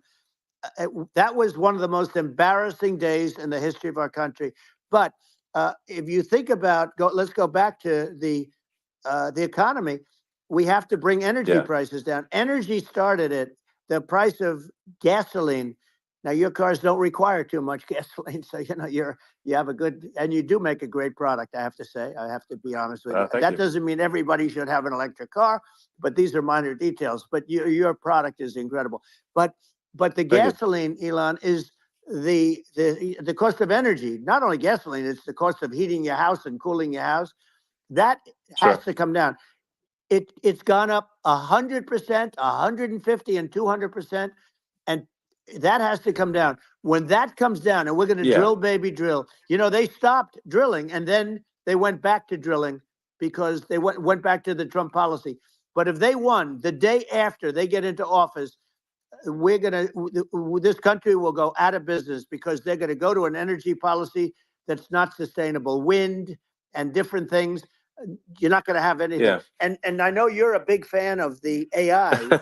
And I have to say that AI, and this is shocking to me, but AI requires twice the energy that the country already produces for everything. So we're going to have to build a lot of energy if our country will be competitive with China, because that's our primary competitor for this on the AI. You're going to need a lot of electricity. You're going to need tremendous electricity, like almost double what we produce now for the whole country, if you can believe it. Sure. Well, just going, back to this, like this basic thing, which that people try to make it sound complicated, but it's not. But inflation is caused by government Right. overspending. Would you agree that we need to take a look at government spending Yes. and have perhaps a government efficiency commission that just tries to make the spending sensible and so the country lives within its means, just like a The person does? waste is incredible, and nobody It negotiates is. prices. You used to have a lot of people making jets, and you end up with two companies, and they'll probably try and merge at some point. I mean, I went through it like Air Force, just a thing like Air Force One. One of the first documents they asked me to sign, a general walks in, sir, would you please sign this document? And what is it? Air Force One. That's with Boeing, which is basically two planes, two 747s. And the price was Yeah. $5.7 billion for two planes. Now Wow. they're highly sophisticated. That's insane. They're even nicer than your plane, okay? But much more sophisticated. They're very, I won't say what's on it, but they got a lot of stuff on it. Anyway, but it's 5.7. That's a crazy It's number. a crazy number, but I said, I'm not going to pay 5.7. I'm not going to do it. I said, who made the deal? Obama and his people. I said, well, then I know the deal's no good. I'm not going to do it. And over a course of about 4 weeks, by my saying I'm not going to do it, I got the price reduced by $1.6 billion for the exact same plane, other than we had a nicer paint job, if you want to know the truth. But for the exact same plane, I saved one. And I said to Boeing, man, you guys must make a lot of money if you can reduce the price by that. But now what I do hear is that they're going back to the Biden administration and wanting big cost overruns, because they see these dopey suckers in there, and they'll end up getting some of the money back. But I shaved it by $1.6 billion for the exact same plane. And you can now take that and multiply that out times thousands of other items. Multiply it by a the zillion, numbers are and astronomical. I agree with you. Well, I mean, I think it would be great to just have a government efficiency commission that takes a look at these things and just ensures that the taxpayer money, the taxpayers' hard-earned money, is spent in a good way. And I'd be happy to help out on such a commission. I'd love if it were formed. Well, you're the greatest cutter. I mean, I look at what you do. You walk in and you just say, you want to quit? They go on strike. I won't mention the name of the company, but they go on strike, and you say, that's okay. You're all gone. You're all gone. So every one of you is gone, and you are the greatest. You would be very good. Oh, you would love it. But, if you look at Argentina. Well, I'd be happy to help by the way, out. congratulations. Yeah. I just looked at the number of people that are listening to you and I chat. We'll call it a chat. But congratulations. This is very good. I mean, it's great. And you're an interesting character. The new head of a place called Argentina, and he's a big, Malay's awesome. he's great. And he's a big MAGA fan, that he ran on MAGA. And he took it to an extreme too. He ran on MAGA, and I hear he's doing really a terrific job. It's called Make Argentina Great Again. It worked out perfectly. He came in, he bought a lot of hats, he brought over, but he's doing a big job. He really cut. And I'm hearing they're starting to do pretty well. Inflation's getting down. They had like 2,000%. Exactly. They had inflation like not normal inflation. They had the real deal. But we're going to have that pretty soon. I think we have the worst inflation we've had in 100 years. They say it's 48 years. I don't believe it. I think we have the worst. They don't include a lot of the items that should be included. Yeah. Well, it's just from government overspending and not spending taxpayer money effectively, and having just like so many departments you can't even name them all. And what Milei is doing is he's cutting government spending. He's simplifying things. He's having putting in regulations that make sense. And Argentina overnight is experiencing a giant improvement in prosperity. But it's also a lesson for the United States, which is that Argentina used to be one of the most prosperous countries in the world. In the 30s, 40s, and because of bad government policy, it ruined the country. And if you take Venezuela, for example, Venezuela should be incredibly prosperous. They have phenomenal reserves of everything, oil, everything, and it should be prosperous. But if the government's wrong, it impoverishes the people, and so I think we should not be complacent in the United States and thinking that and taking our prosperity for granted, because if with bad government policy we can run the country into the ground, and that's just something people should bear in mind. Don't take prosperity for granted. Well, think of education. So we're ranked at the bottom of every list of the top 40. We're ranked number 40, number 38. Norway, Switzerland, Sweden, different countries are ranked good. Actually, China's pretty close to the top. They're a top 6 or 7. But we're ranked at the bottom, almost at the bottom, 38, 39, 40. In other words, horrible. And yet we spend more per pupil than any other country in the world. So we spend more. And what I'm going to do, one of the first acts, and this is where I need an Elon Musk. I need somebody that has a lot of strength and courage and smarts. I want to close up Department of Education, move education back to the states, where states like Iowa, where states like Idaho, not every state will do great, because states that basically aren't doing good now. You look at Gavin Newsom, the governor of California. He's terrible. He does a terrible job. So he's not going to do great with education. But of the 50, I would bet that 35 would do great, and 15 of them, or 20 of them, will be as good as Norway. Norway is considered great. You can name them. I mean, they're so good. Some of these countries are so good. But if you go into some of these really well-run states, we have states that don't know what debt is. We have states that have low taxes, no debt, everybody working. They're really well-run. Sure. And maybe they have certain advantages in terms of location, in terms of, the land or the sun and the water and the whole thing. There are a lot of advantages that some people have. But if you moved education back to the 50, you'll have some that won't do well, but they'll actually be forced to do better, because it'll be a pretty bad situation. But if you think about it, you'll have some of these states. I'll bet you'd have 30, 35 states. It'll be much better. And you know what it'll cost? Less than half what it is in Washington. And these people don't care about the students in these, faraway states. And it'd be unbelievable. Yeah. I think you're making a good point in that if the states have to if each state has to compete against other states, then people will naturally move to states where it's better. Well, like California, as we said, it's a badly run state. I could go through. I got so many friends that are in those states, even if they're Democrats. I hate to mention certain states, but Illinois is badly run with Pritzker. He's a real loser. But some of these places are just badly run. But it's almost going to force them to run better, and they won't do it good initially. But you're not going to do worse than you're doing right now. And I would say that the cost, you would cut your cost by 50 or 60%. And you'd have a little monitor. You want to make sure they're teaching English, as an example. Give us a little English, right? Sure. Right. Yeah. No, but I mean, to what I mean, some of these governors are doing so badly. I mean, they got so many people moving out of their state. They should get U-Haul Salesman of the Year award because they're driving so much U-Haul. It's actually amazing. It's just people moving out. Isn't it amazing to you as a businessman that they can even survive? Like Illinois. So many people are leaving, and you wonder, how do they survive? I mean, how do they survive? I saw where you left California and you moved to Texas. Texas does a great job. But, I mean, I just wonder, how do these states survive when big businesses, a big oil company just left California, as you know, and they moved to Texas. How do these big states survive when they lose so many businesses? And their taxes are already really high. The taxes are among the highest taxes. You almost wonder, how do they continue on? And in many cases, the governors don't do a good job, and they're crime-ridden places.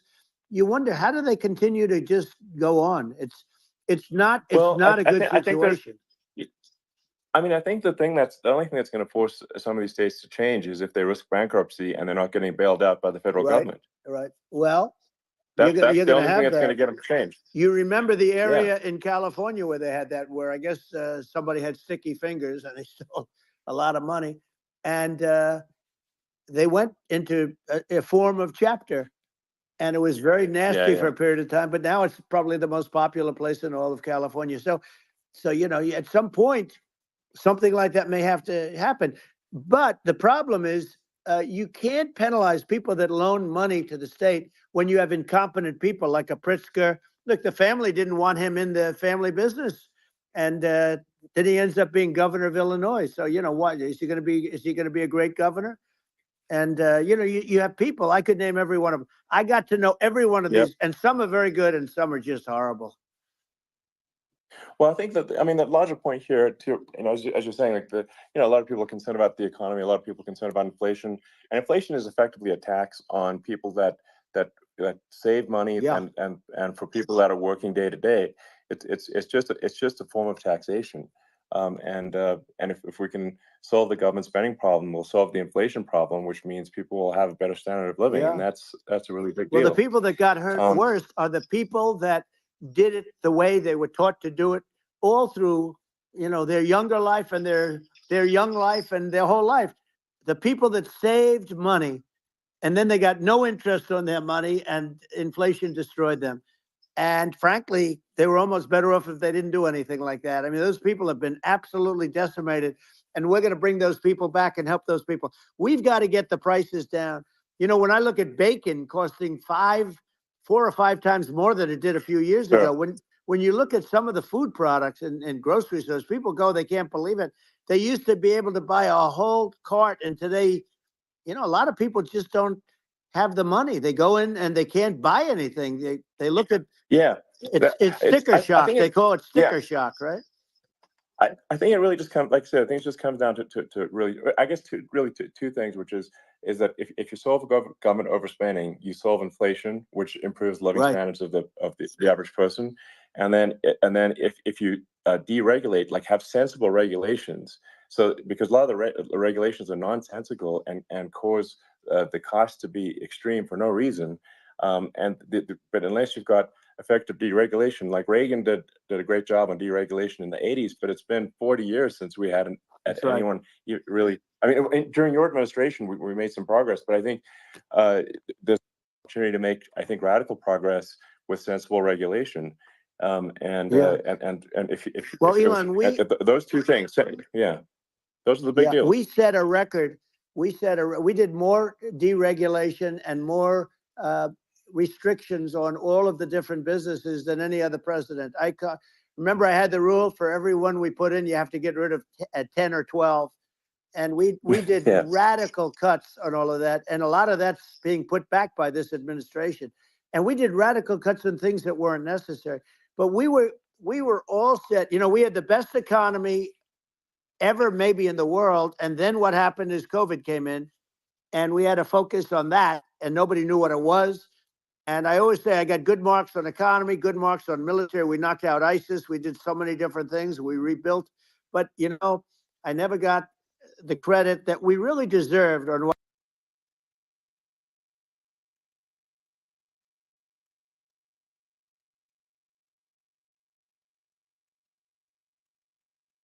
came in from Wuhan, the Wuhan labs. And I always said it, and it turned out to be right.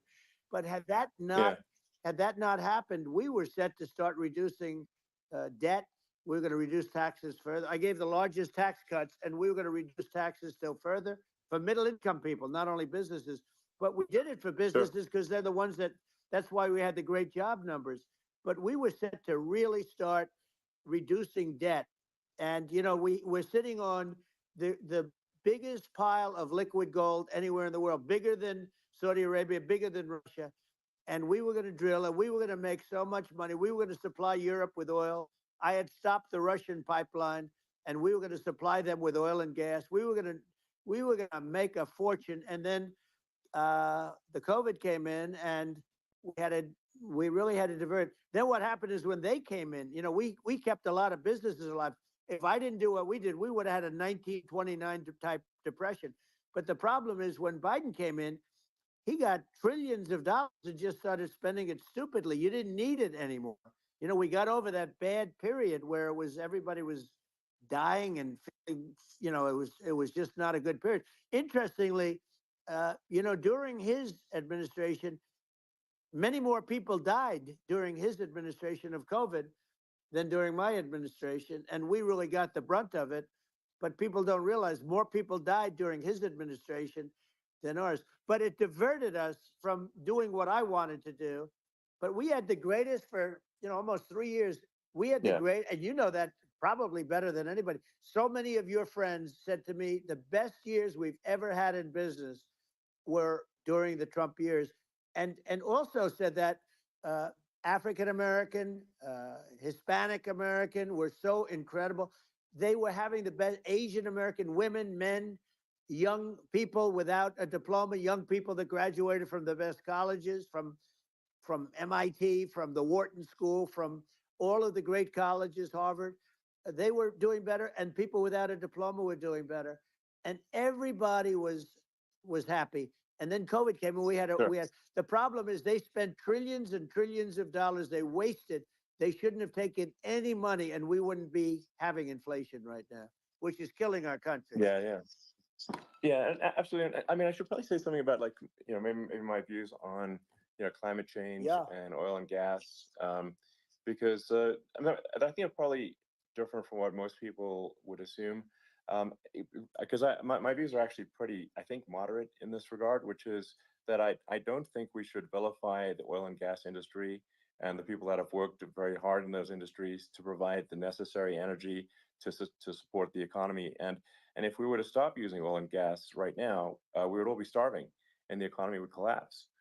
So it's I don't think it's right to sort of vilify the oil and gas industry, and the world has a certain demand for oil and gas, and it's probably better if the United States provides that than some other countries. Sure.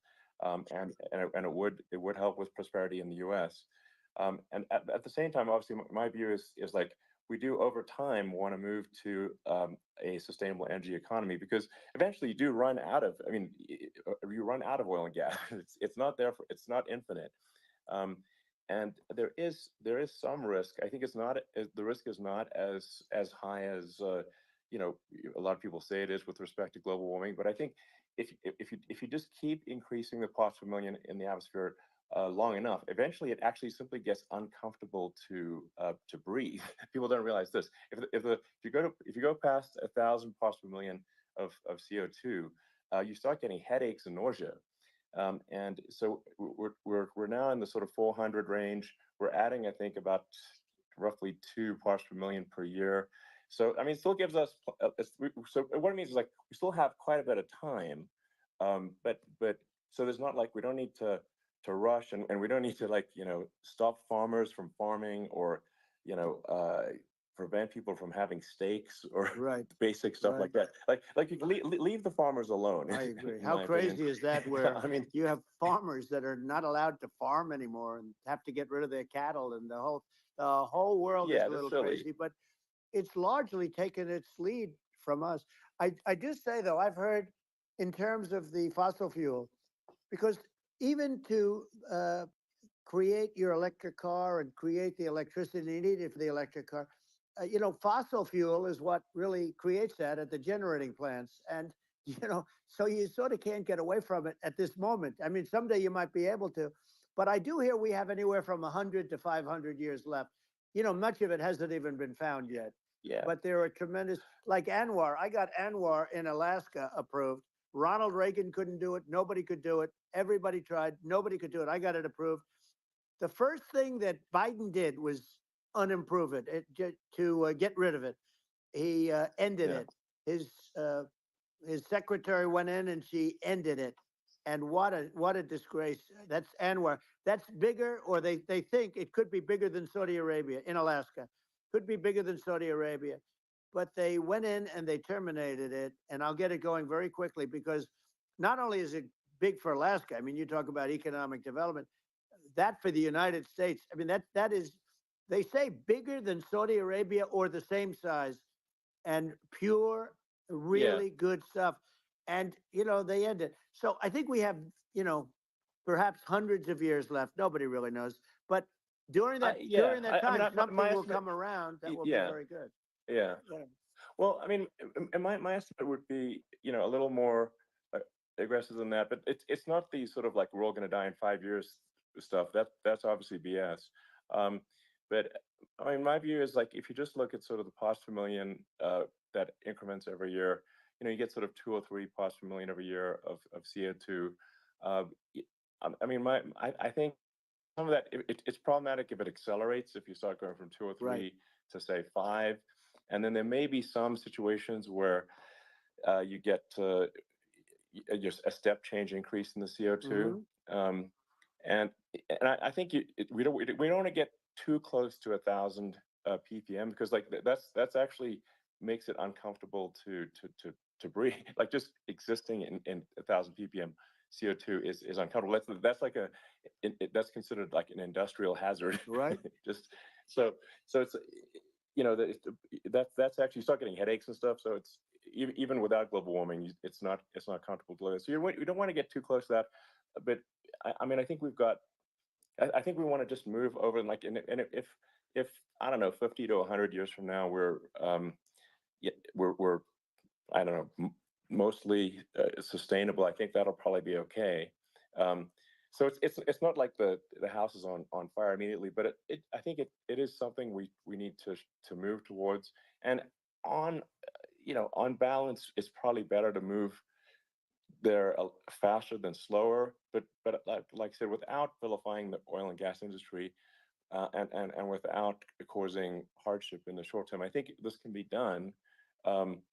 Without people can still have a stake, and they can still drive gasoline cars, and it's okay. It's like, it's not, I don't think we should vilify people for it, but I think we should just generally lean in the direction of sustainability. And I actually think solar is going to be a majority of Earth's energy generation in the future, and it's certainly trending that way. And so you get the solar power, combine that with batteries. So because obviously the sun doesn't shine at night, and then you use that to charge the electric cars, and you have a long-term sustainable solution. And that's what Tesla is trying to move things towards, and I think we've made a lot of progress in that regard. But when you look at our cars, we don't believe that environmentalism, that caring about the environment should mean that you have to suffer. So we make sure that our cars are beautiful, that they drive well, that they're fast, they're sexy. I mean, they're cool. In fact, literally, I mean, the sexy joke, Model S, Model 3, Model X, and Y spells out sexy. It's probably the most expensive joke out there. But I don't know, I like cheesy humor, so but I'm a big fan of, like, let's have an inspiring future, and let's work towards a better future, and we can do so without demonizing right people. I'm okay. It's very interesting, you use the word global warming, and today they use the word climate change, because you have some places that go up, and so they were getting themselves in a little trouble with the word global warming, because not every place is warming. Some places are going the opposite direction. But I'm sort of waiting for you to come up with solar panels on the roofs of your cars and on the trunks of the cars, and it just seems like something that at some point you will come up with. I'm sure you'll be the first, but it would seem that a solar panel on the roofs, on flat surfaces, on certain surfaces might be good. Yeah. At least in certain areas of the country where you have the world, Sure. where you have the sun. But I would think, and I have no idea because that's not my world, but I would think that this would be something that would be interesting. But the one thing that I don't understand is that people talk about global warming, or they talk about climate change, but they never talk about nuclear warming. And to me, Sure. that's an immediate problem, because you have, as I said, 5 countries where you have major nuclear, and probably some others are getting there, and that's very dangerous. That's where you need a strong American president, because you don't want to have this proliferation. But you have 5 countries and getting more. China is much less than us right now, but they're going to catch us sooner than people think. They're way lower. Russia and us are number 1, and I mean, we're sort of tied. And China is far behind, but they're developing at a level that you're not surprised to hear, very fast. They'll end up catching up, maybe even surpassing. But to me, the biggest problem is not climate change. It's not, and everything's a problem, but it's degrees. To me, the big problem is the nuclear power. The power of nuclear is so great And when I talk Yeah, about nuclear power is underrated. It's I'll awesome. prevent World War III, Oh, I will. But the truth is that you have to, because this is no longer army tanks going back and forth and shooting at each other. This is yeah. a level of destruction and power that nobody's ever seen before. Yeah, and actually, there's the bad side of nuclear, which is a nuclear war, very bad side. But there's also, I think, nuclear electricity generation Absolutely. is underrated. You're right. And it's actually, people have this fear of nuclear electricity generation, but it's actually one of the safest forms of electricity generation. It's just a huge misunderstanding. And if you look at the injuries and deaths, caused by, say, I mean, I'm not going to try to pick on coal mining, but just any kind of mining operation. And there's a certain number of injuries and deaths per year. And you compare that to nuclear. Nuclear is actually way better. So it's underrated as an electricity source, and I think it's something that's worth reconsidering. But there's so much regulation that people can't get it done. So that, maybe they'll have to change the name. The name is just, it's a rough name. There are some areas like when you see what happened in bad branding. Right, we'll have to rebrand it. We'll have to give it a good name. We'll name it after you or something. No, it has a branding problem. When you see what happened, it does have a branding problem. When you see what happened in Japan, where they say you won't be able to go on the land for about 3,000 years. Did you ever see that? And in Russia, where they had the problem, where they, there's a lot of bad things happened, and they have a problem. And they say that in 2,000 years, people will start to occupy the land again. You realize it's pretty bad. No, that's not true. But you're right about it. It's amazing. It's actually not that bad. So like after Fukushima happened in Japan, like people were asking me in California, are we worried about like a nuclear cloud coming from Japan? I'm like, no, that's crazy. It's not even dangerous in Fukushima. I actually flew there and ate locally grown vegetables on TV to prove it. And I donated a solar water treatment, a solar powered system for a water treatment plant. And but you haven't been feeling so well lately, and I'm worried about it. No, but I mean, I'm only kidding. It's fine, It's like Hiroshima and Nagasaki were bombed, but now they're like full cities again. So it's really not something that That's right. So it's not as scary as people think, basically. But let's see. I mean, are there some other topics we should touch on? Like lawfare. I think we need to be concerned about what they've done to this country. Obviously. Yeah. Well, we just won the big case in Florida. This was a Biden administration did something that's never been done in this country, and that's go after their political opponent, me, with this nonsense and just nonsense. And the big case in Florida we won, but they always pick a judge and a jury, and they use local DAs, they use the local attorneys generals, like Fani, Fani, spelled Fani, Fani. And it's all a big hoax, and it's all run from there. Like in Manhattan, one of the top people from the Justice Department went in, ran Manhattan, ran the state. The Letitia James deal was run by a person from the Department of Justice, Biden. They've never done this before, and they set up a very bad precedent. It's called lawfare, warfare. It's a terrible thing, and never happened in our country. It does happen in banana republics and third world countries, but it's never happened. And the incredible thing is it actually drove my numbers up because people see, fortunately I have a platform like you, or, in all fairness, like a conversation like this, where I can talk about it and people understand. I mean, you fight for election integrity and you end up getting indicted because you're fighting for election integrity. And when the day comes that you can't fight for election integrity, you don't have a country anymore. So what happens is they went after their political opponent, me.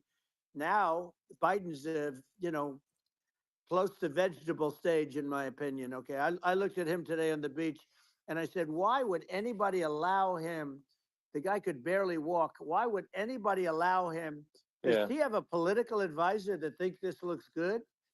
He thinks this looks good because it looks so bad, and it's ridiculous. I mean, and he's been doing that for a long time. He can't lift the chair. The chair weighs about 3 ounces. It's meant for children and old people to lift, and he can't lift it. The whole thing is crazy. Well, he's clearly. I mean, he's clearly like we just don't have a president right you now. don't That's have a just obviously president, the and case. she's going to be worse than him because she is a San Francisco liberal who destroyed San Francisco, and then as Attorney General, she destroyed California. You talk about location, and we're talking about the sun and the water and all. There's nothing better than California. She has destroyed that. She was the original DA. She was the original in San Francisco. She was the original Attorney General in California. What she has done to California is, well, you know better than I do. You just left California for a lot of those reasons.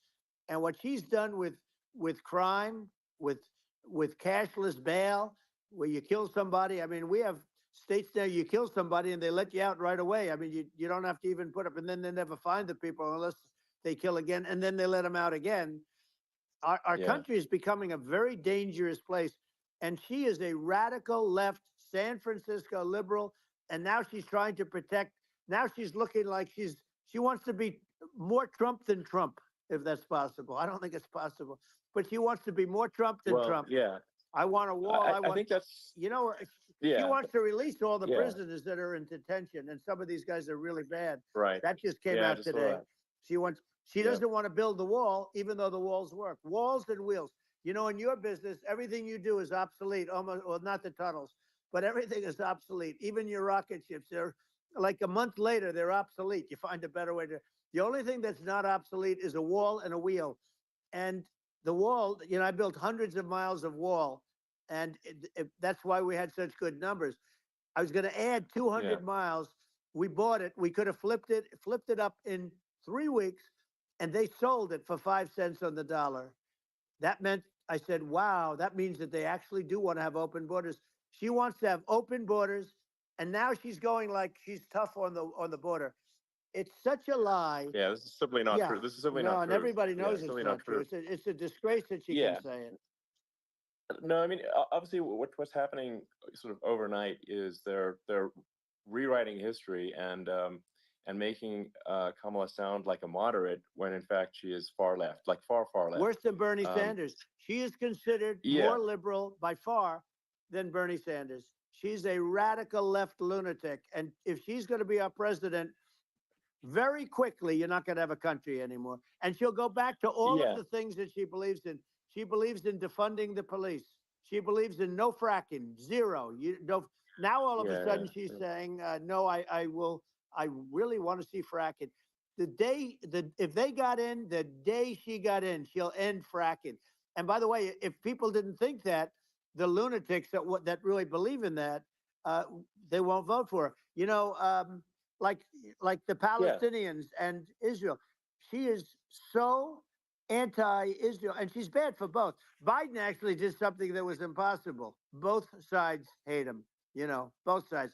That was a hard thing to do, unification.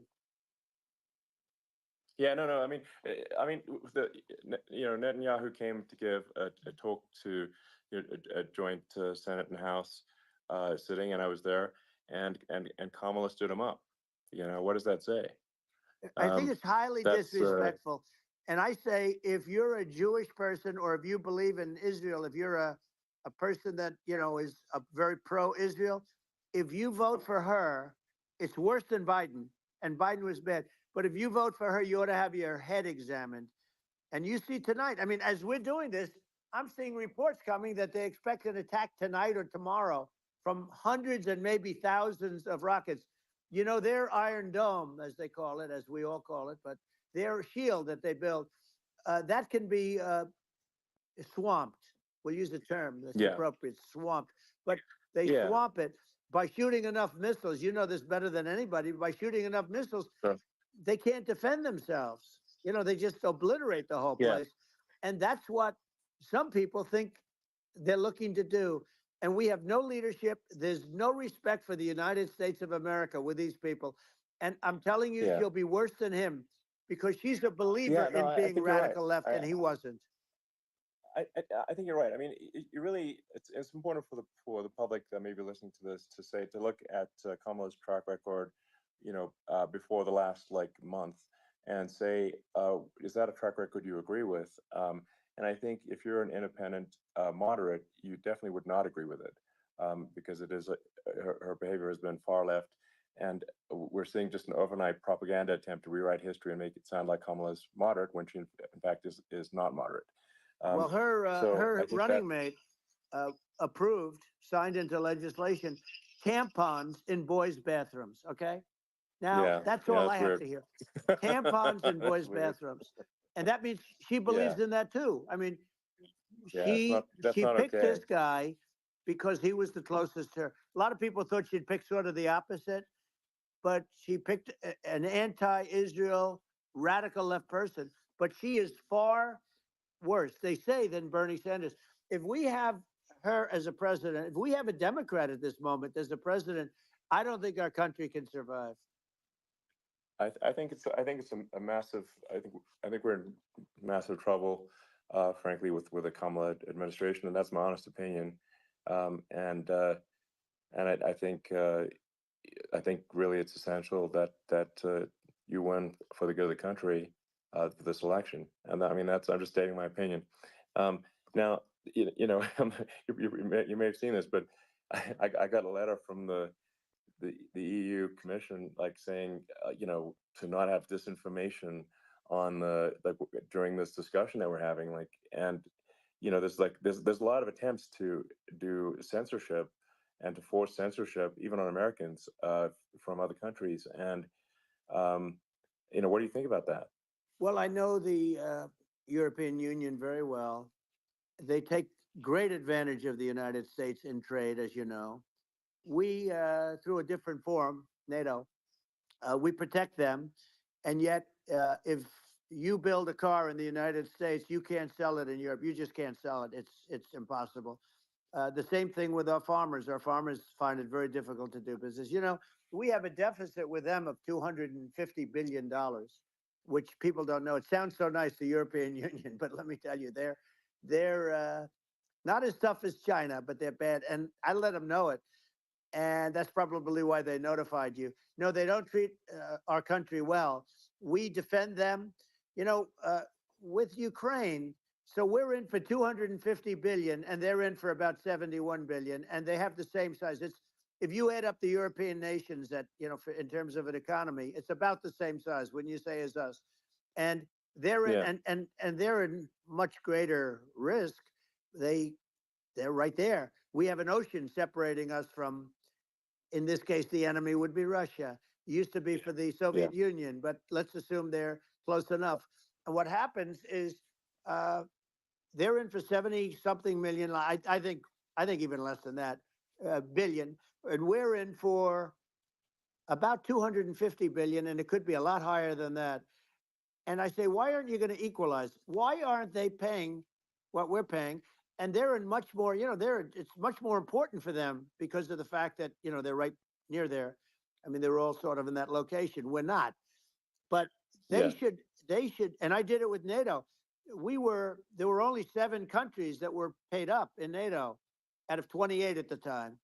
And the United States the United States was subsidizing NATO, tremendously subsidizing NATO. And I said, I went in and I said, you got to pay up. If you don't pay up, we're not going to defend you any longer. I took a lot of heat, but you know what happened? Billions and billions of dollars came flowing in. And I think a lot of the public isn't aware of the fact that the United States pays a disproportionate share of the NATO expenses. And then we get taken advantage of on trade. So think about it. Yeah, well, I mean, the point of NATO is defending Europe, and it's it's like, then okay, well, why is the United States paying disproportionately more to defend Europe than Europe? That doesn't make sense. That's unfair, and that is an appropriate thing to address.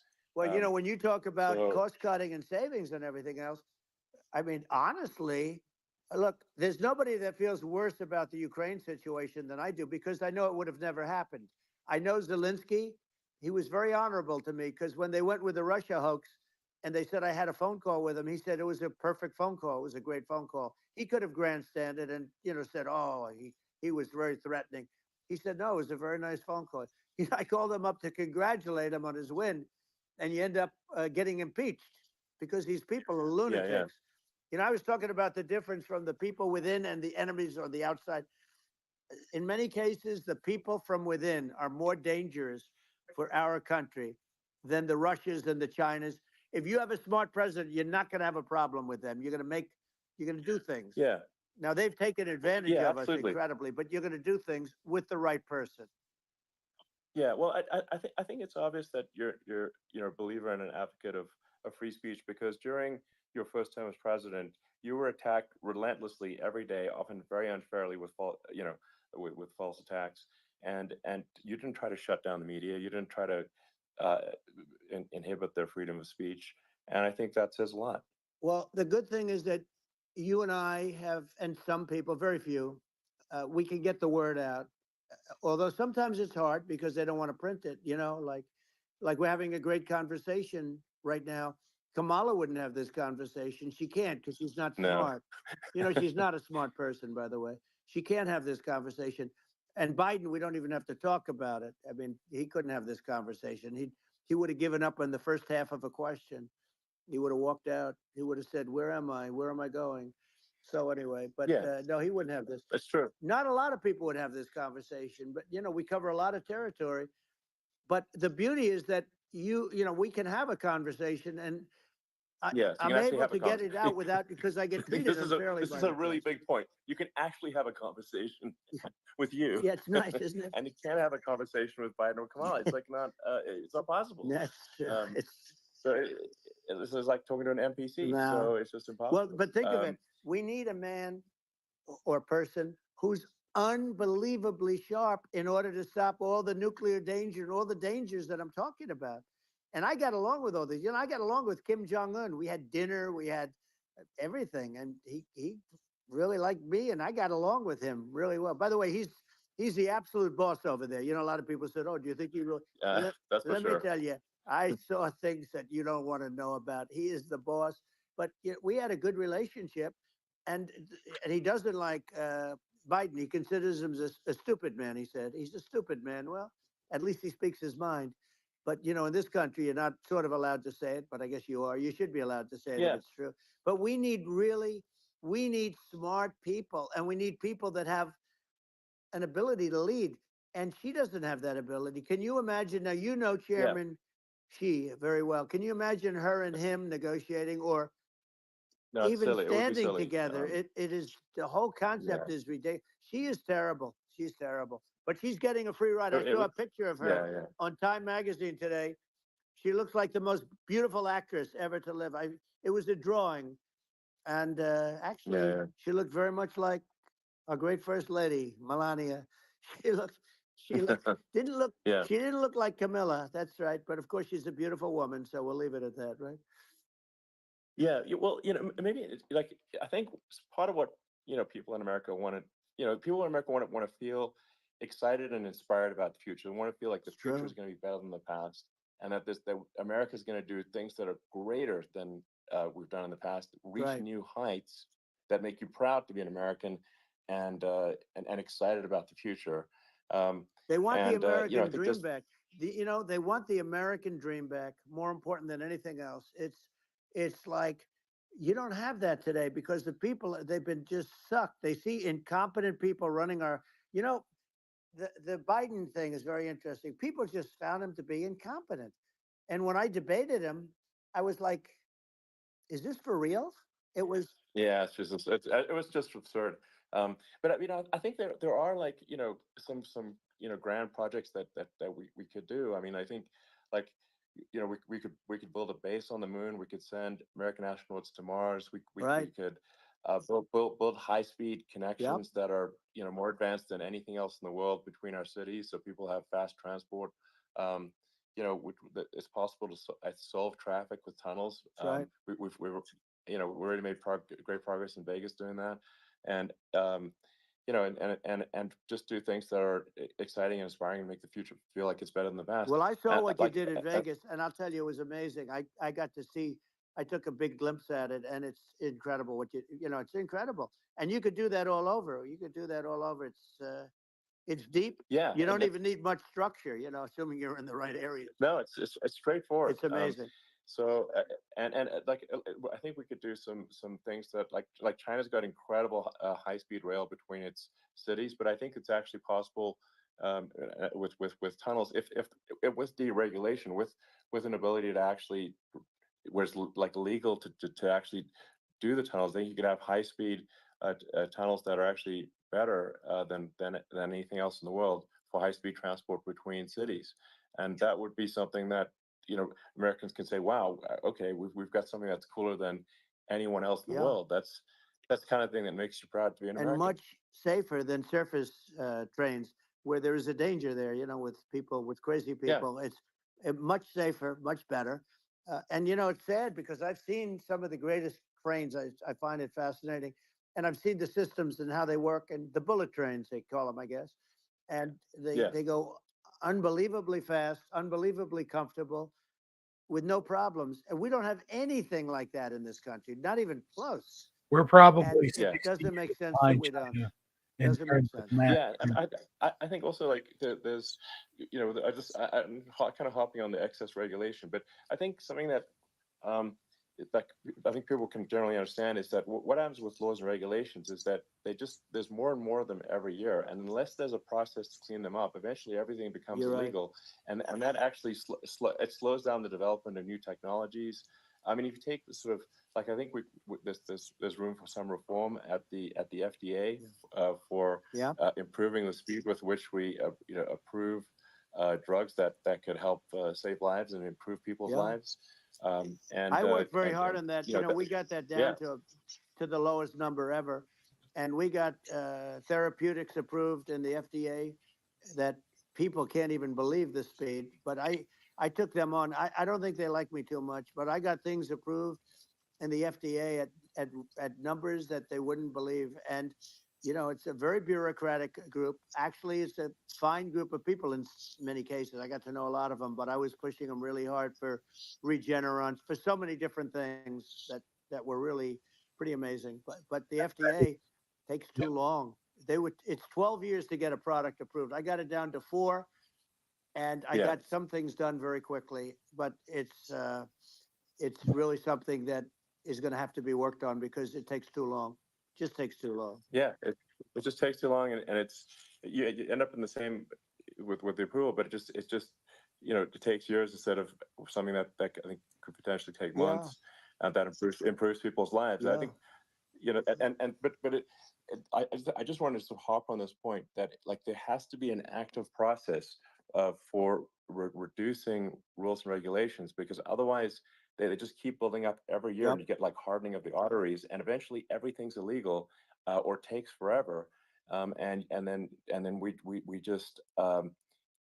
just ossify as a society. We can't make any progress, and it's a really big deal. Elon, just getting back to the FDA for 1 second, I got something done called Right to Try.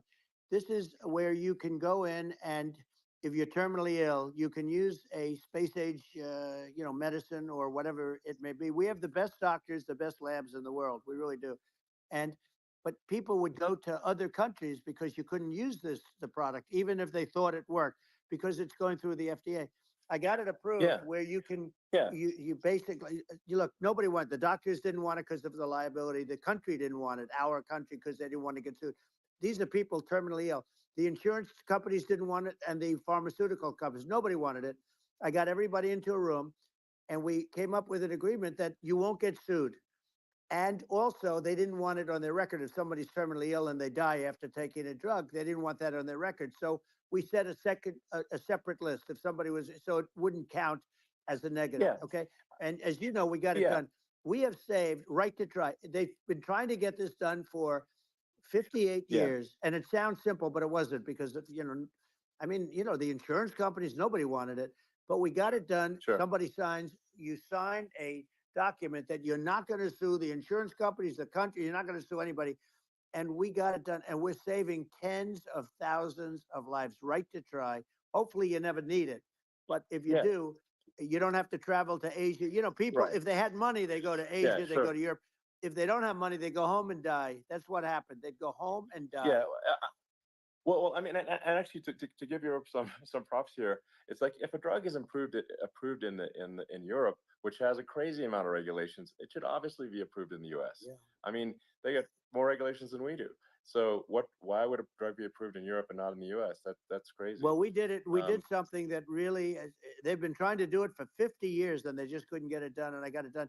And it's really something. But you're right. Some people go to Europe because a drug isn't approved here, but it's approved in Europe. And it's a drug that, generally speaking, would work. It's pretty crazy. Absolutely. You're right. And I think so long as people are properly informed of the pros and cons and like these are the risks, this is the risk, and like you make your own decision. Yeah. That makes sense. Well, I think just, you know, in sort of closing up, and by the way, I'm looking at the numbers. You got a lot of people listening. I hope you don't get nervous because you got a lot of people listening to you right now, like 60 million or something. What is that number? It's crazy. It's amazing how you can see that right away. How many? What is the number? Wow. What is it?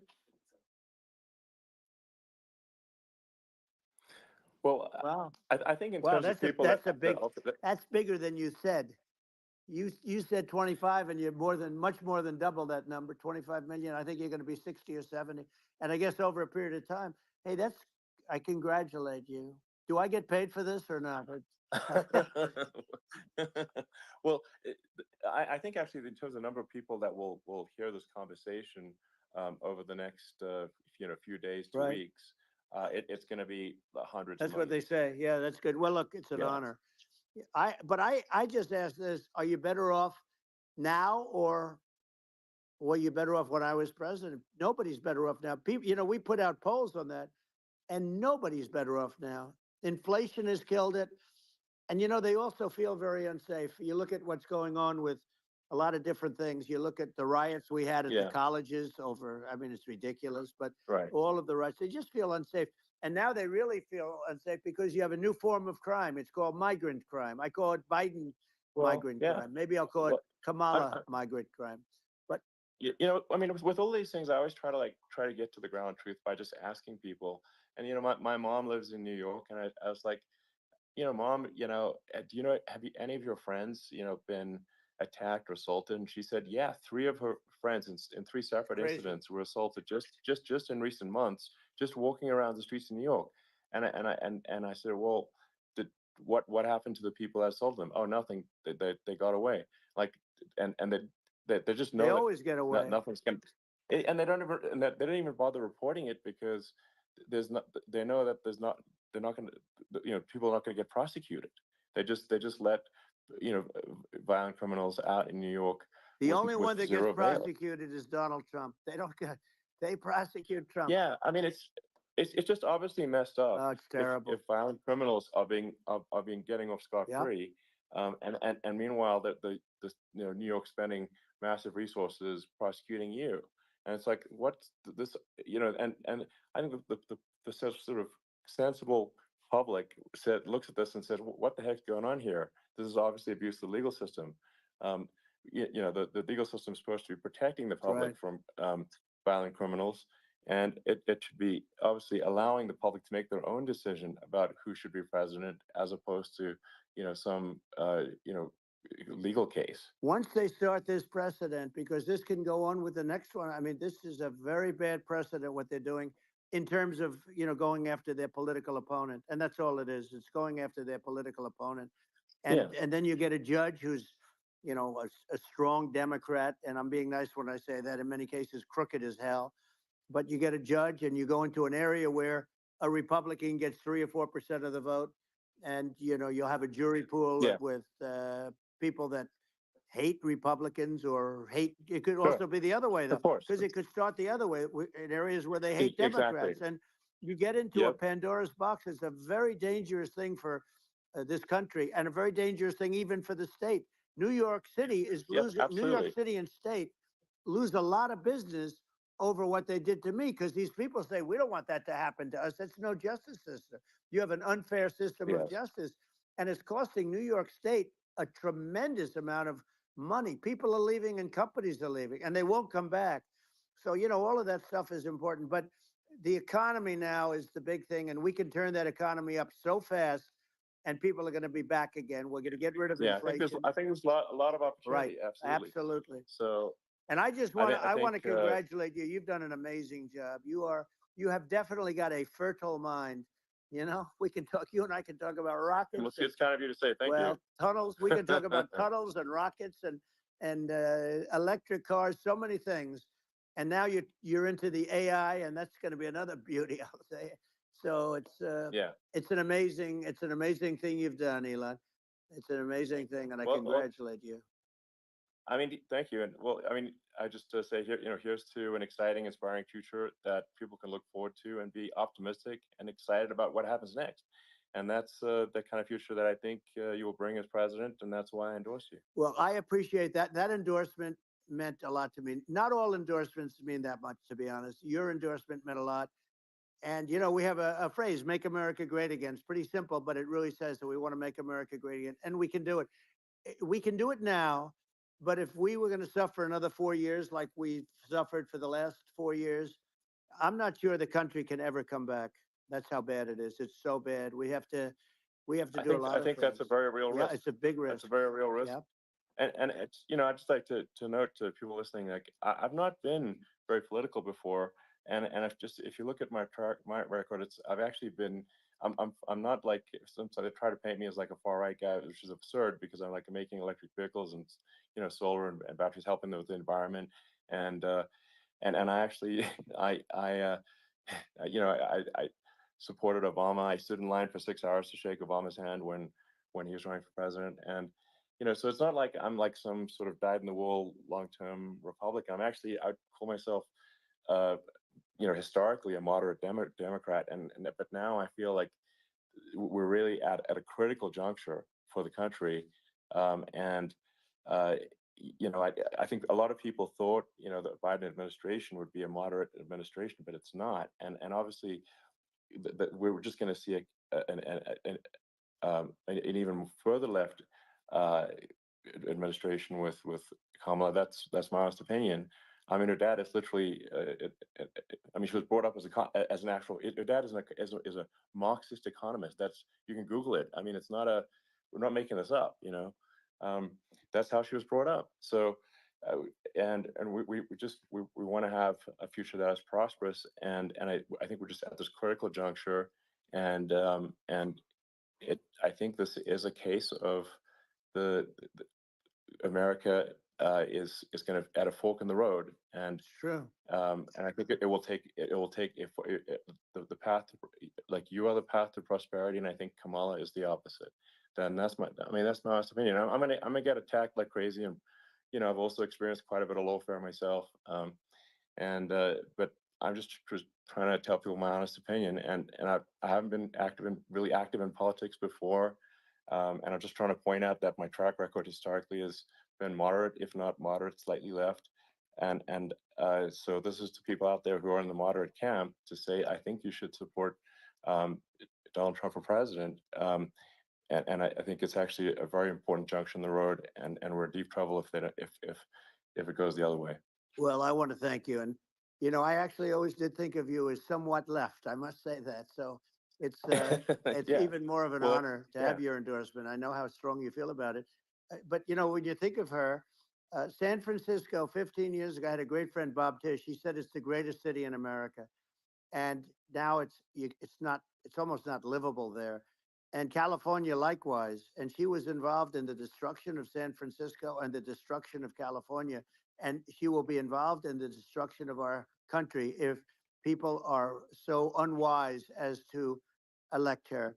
And I hope that doesn't happen. And I hope the elections are going to be run honestly. And we're going to turn this country around. We're going to do things and we can do it fairly quickly. And we have to get rid of the criminals that have been, given to us by other countries as they laugh. They laugh at us. They think we're stupid to accept these people. These are radical, stone cold killers in many cases and terrorists. And they're in our country by the hundreds of thousands. Yeah. And we have to take them out. Yeah. I mean, if I could summarize it, perhaps, I think these are issues that I think most people in America would agree with, which is that we want safe and clean cities. We want secure borders. We want sensible government spending. We want to restore both the perception and reality of respect in the judicial system. Just stop the lawfare, and I think that's like, and how are those even right wing positions? I think those are just that's just common sense, and that's I mean, would you agree with that? 100%.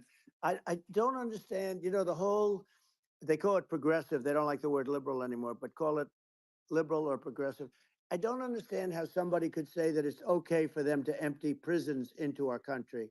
And again, I told you their crime rates all over the world are going way down, which makes sense. In fact, the next time what we'll do is, if something happens with this election, which would be a horror show, we'll meet the next time in Venezuela, because it'll be a far safer place to meet than our country. Okay. So we'll go, you and I will go, and we'll have a meeting and dinner in Venezuela, because that's what's happening. Their crime rates coming down and our crime rates going through the roof. And it's so simple. And you haven't seen anything yet, because these people have come into our country and they're just getting acclimated. And they don't know about being politically correct law enforcement or lack of law enforcement.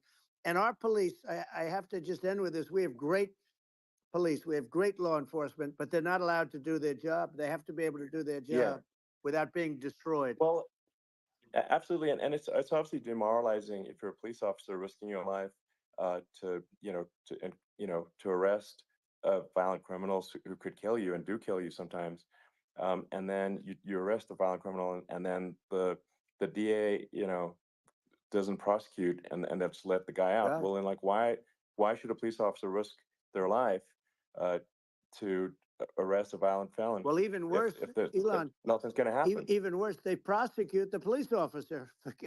They go after it, and they prosecute the police officer, and they take away his pension. They take away his job. He loses his family. He loses his house.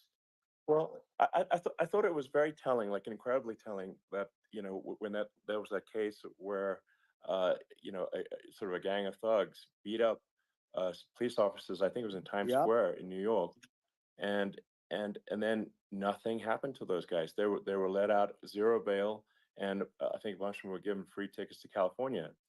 Well, what is I mean, that is a gross indignity against the United States, and that's how, I mean, this is insane. Like, have we lost all pride?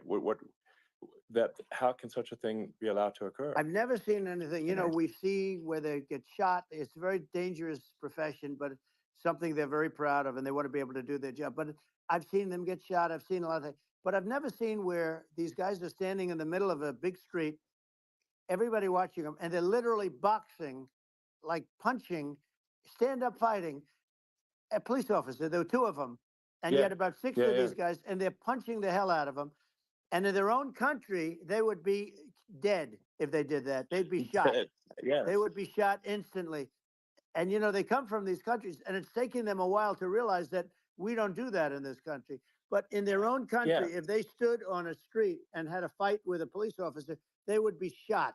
There's no political correctness. And it's such a sad, it's such a sad thing to see. And that's the reason you have crime, by the way, because we don't do anything about it. Yeah, we just cannot have a situation where our police officers are beaten up on camera by a gang of illegal immigrants, and then nothing happens to the guys that beat up the cops. I mean, and they're let out. This is unacceptable. Well, we're going to change it, and we're going to get them out of the country. When I first got involved, they said you couldn't get them back to these countries. You couldn't take them back. In the case of Guatemala,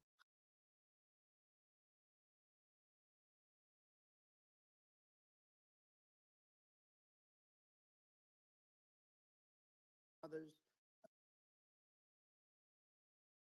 The generals told me, sir, we can't bring them back. The countries won't accept MS-13 gang members. They won't accept them.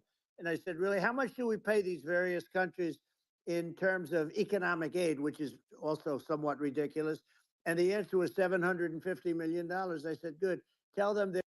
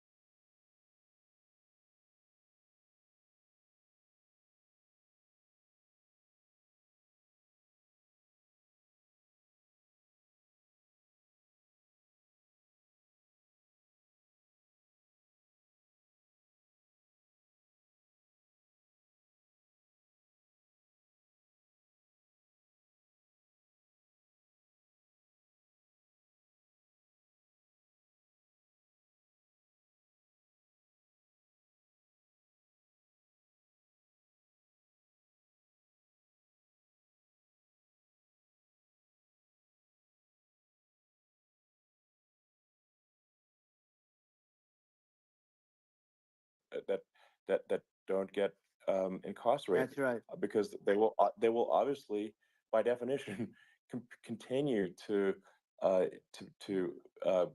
hurt people. And I think where part of this comes from is that there's and I do sort of consider myself liberal in some ways. I mean, it's just that you want to have empathy for Right. people. Obviously, you want to have empathy for people. I totally agree with that. You want to have empathy, but you also have to have empathy for the victims of the criminals. And if you just have empathy for the criminals, it's actually shallow empathy. It's not real. You're not thinking. You're one layer deep empathy. You got to say, like, what if you don't incarcerate this person?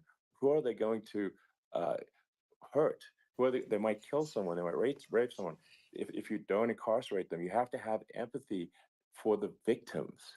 And there's a lack of empathy for the victims of the criminals, and too much empathy for the criminals. It doesn't make sense.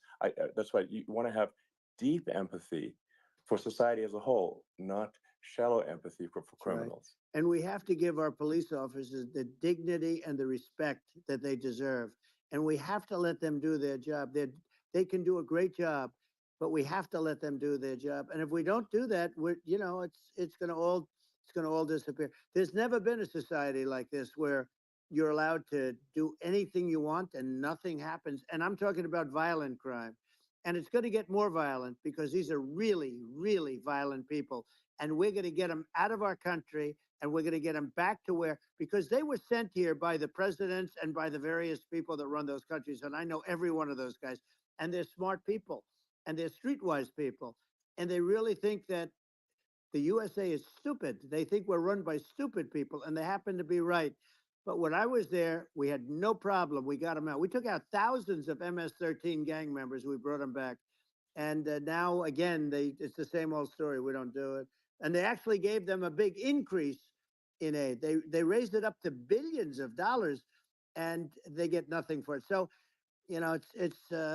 I hope everybody's going to vote for Trump, and we're going to get this country straight. Yeah. And I didn't need this. I didn't need this. I had a very nice life. I didn't need to go through court systems and go through all the other stuff and run at the same time. I have to run.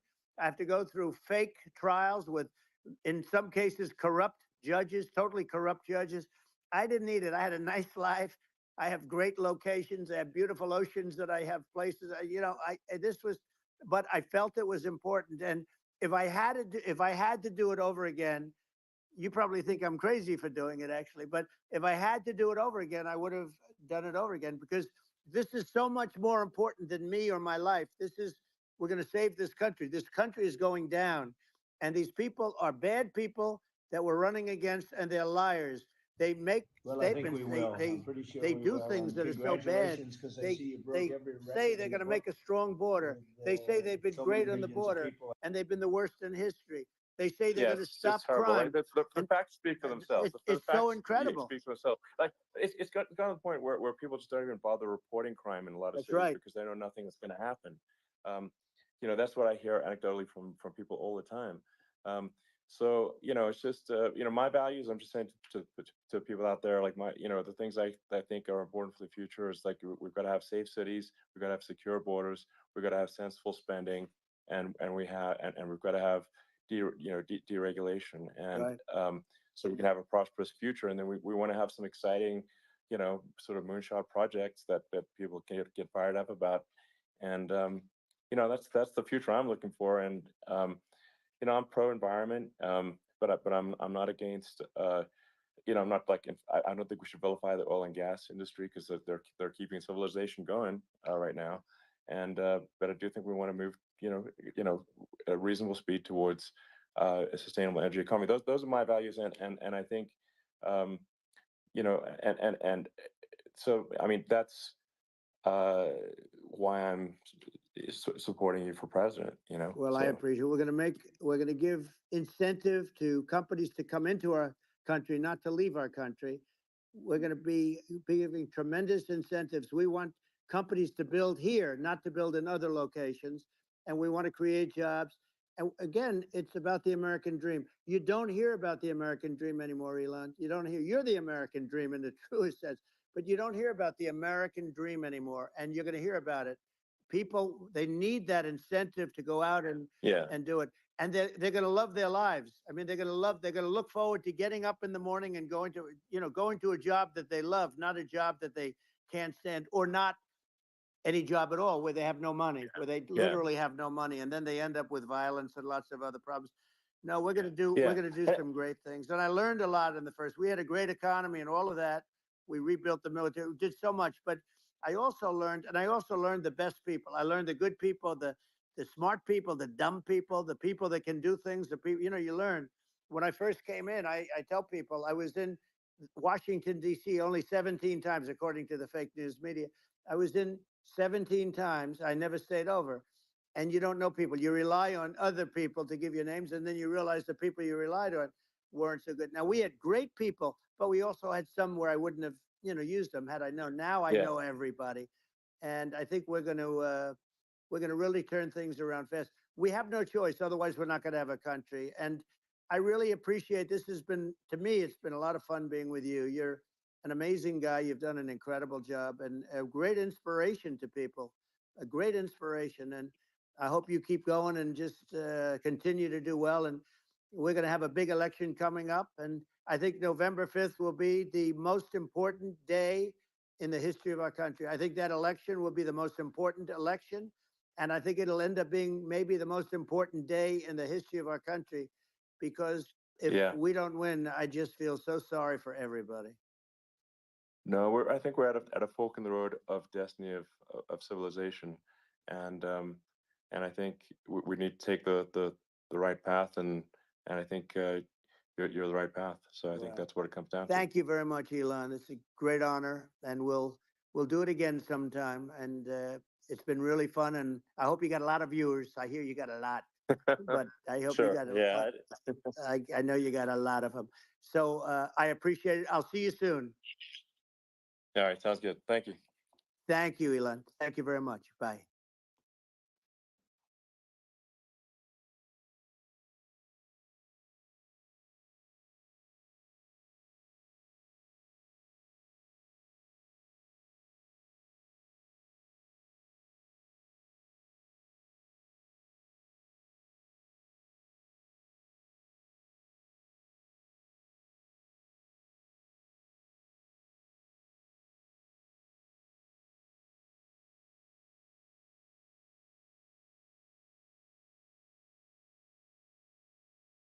He was like, appreciate your time. Gotta go. Bye-bye.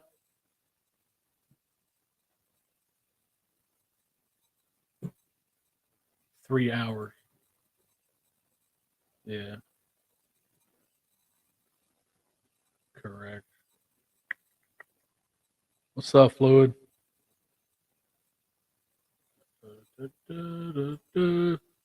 So Elon said something interesting about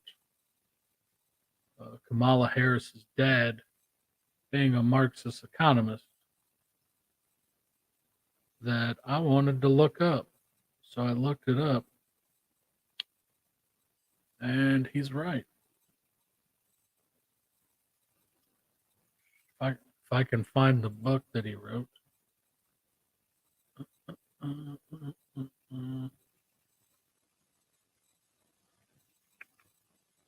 So the context is the esoteric economic theory. Her father, Donald Macon-born, formerly from Stanford University, blah, blah, blah.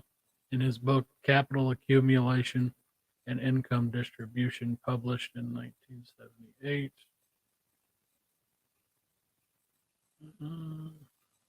Examines the pitfalls of relying on profit-seeking capitalists to direct an economy, which means he's a Marxist.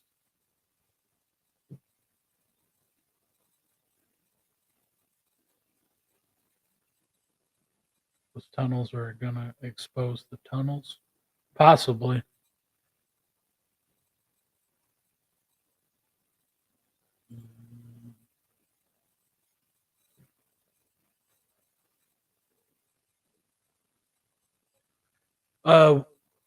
What he said was they're a really good idea. They're like the Chinese bullet trains, except I think they're safer because they're underground. And It sounded like it sounds like he's open to the idea of the underground.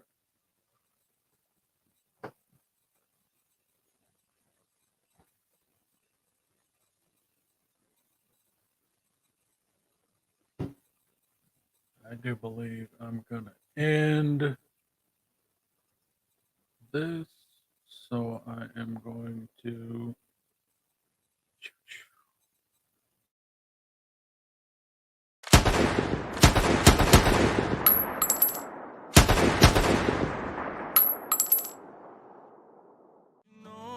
Drag them in, and I follow you until the day you die.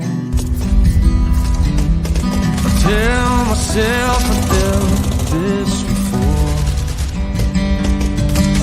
It's hard to get a handle on you walking out the door. So just take another message to the people who know more. The talk is growing on.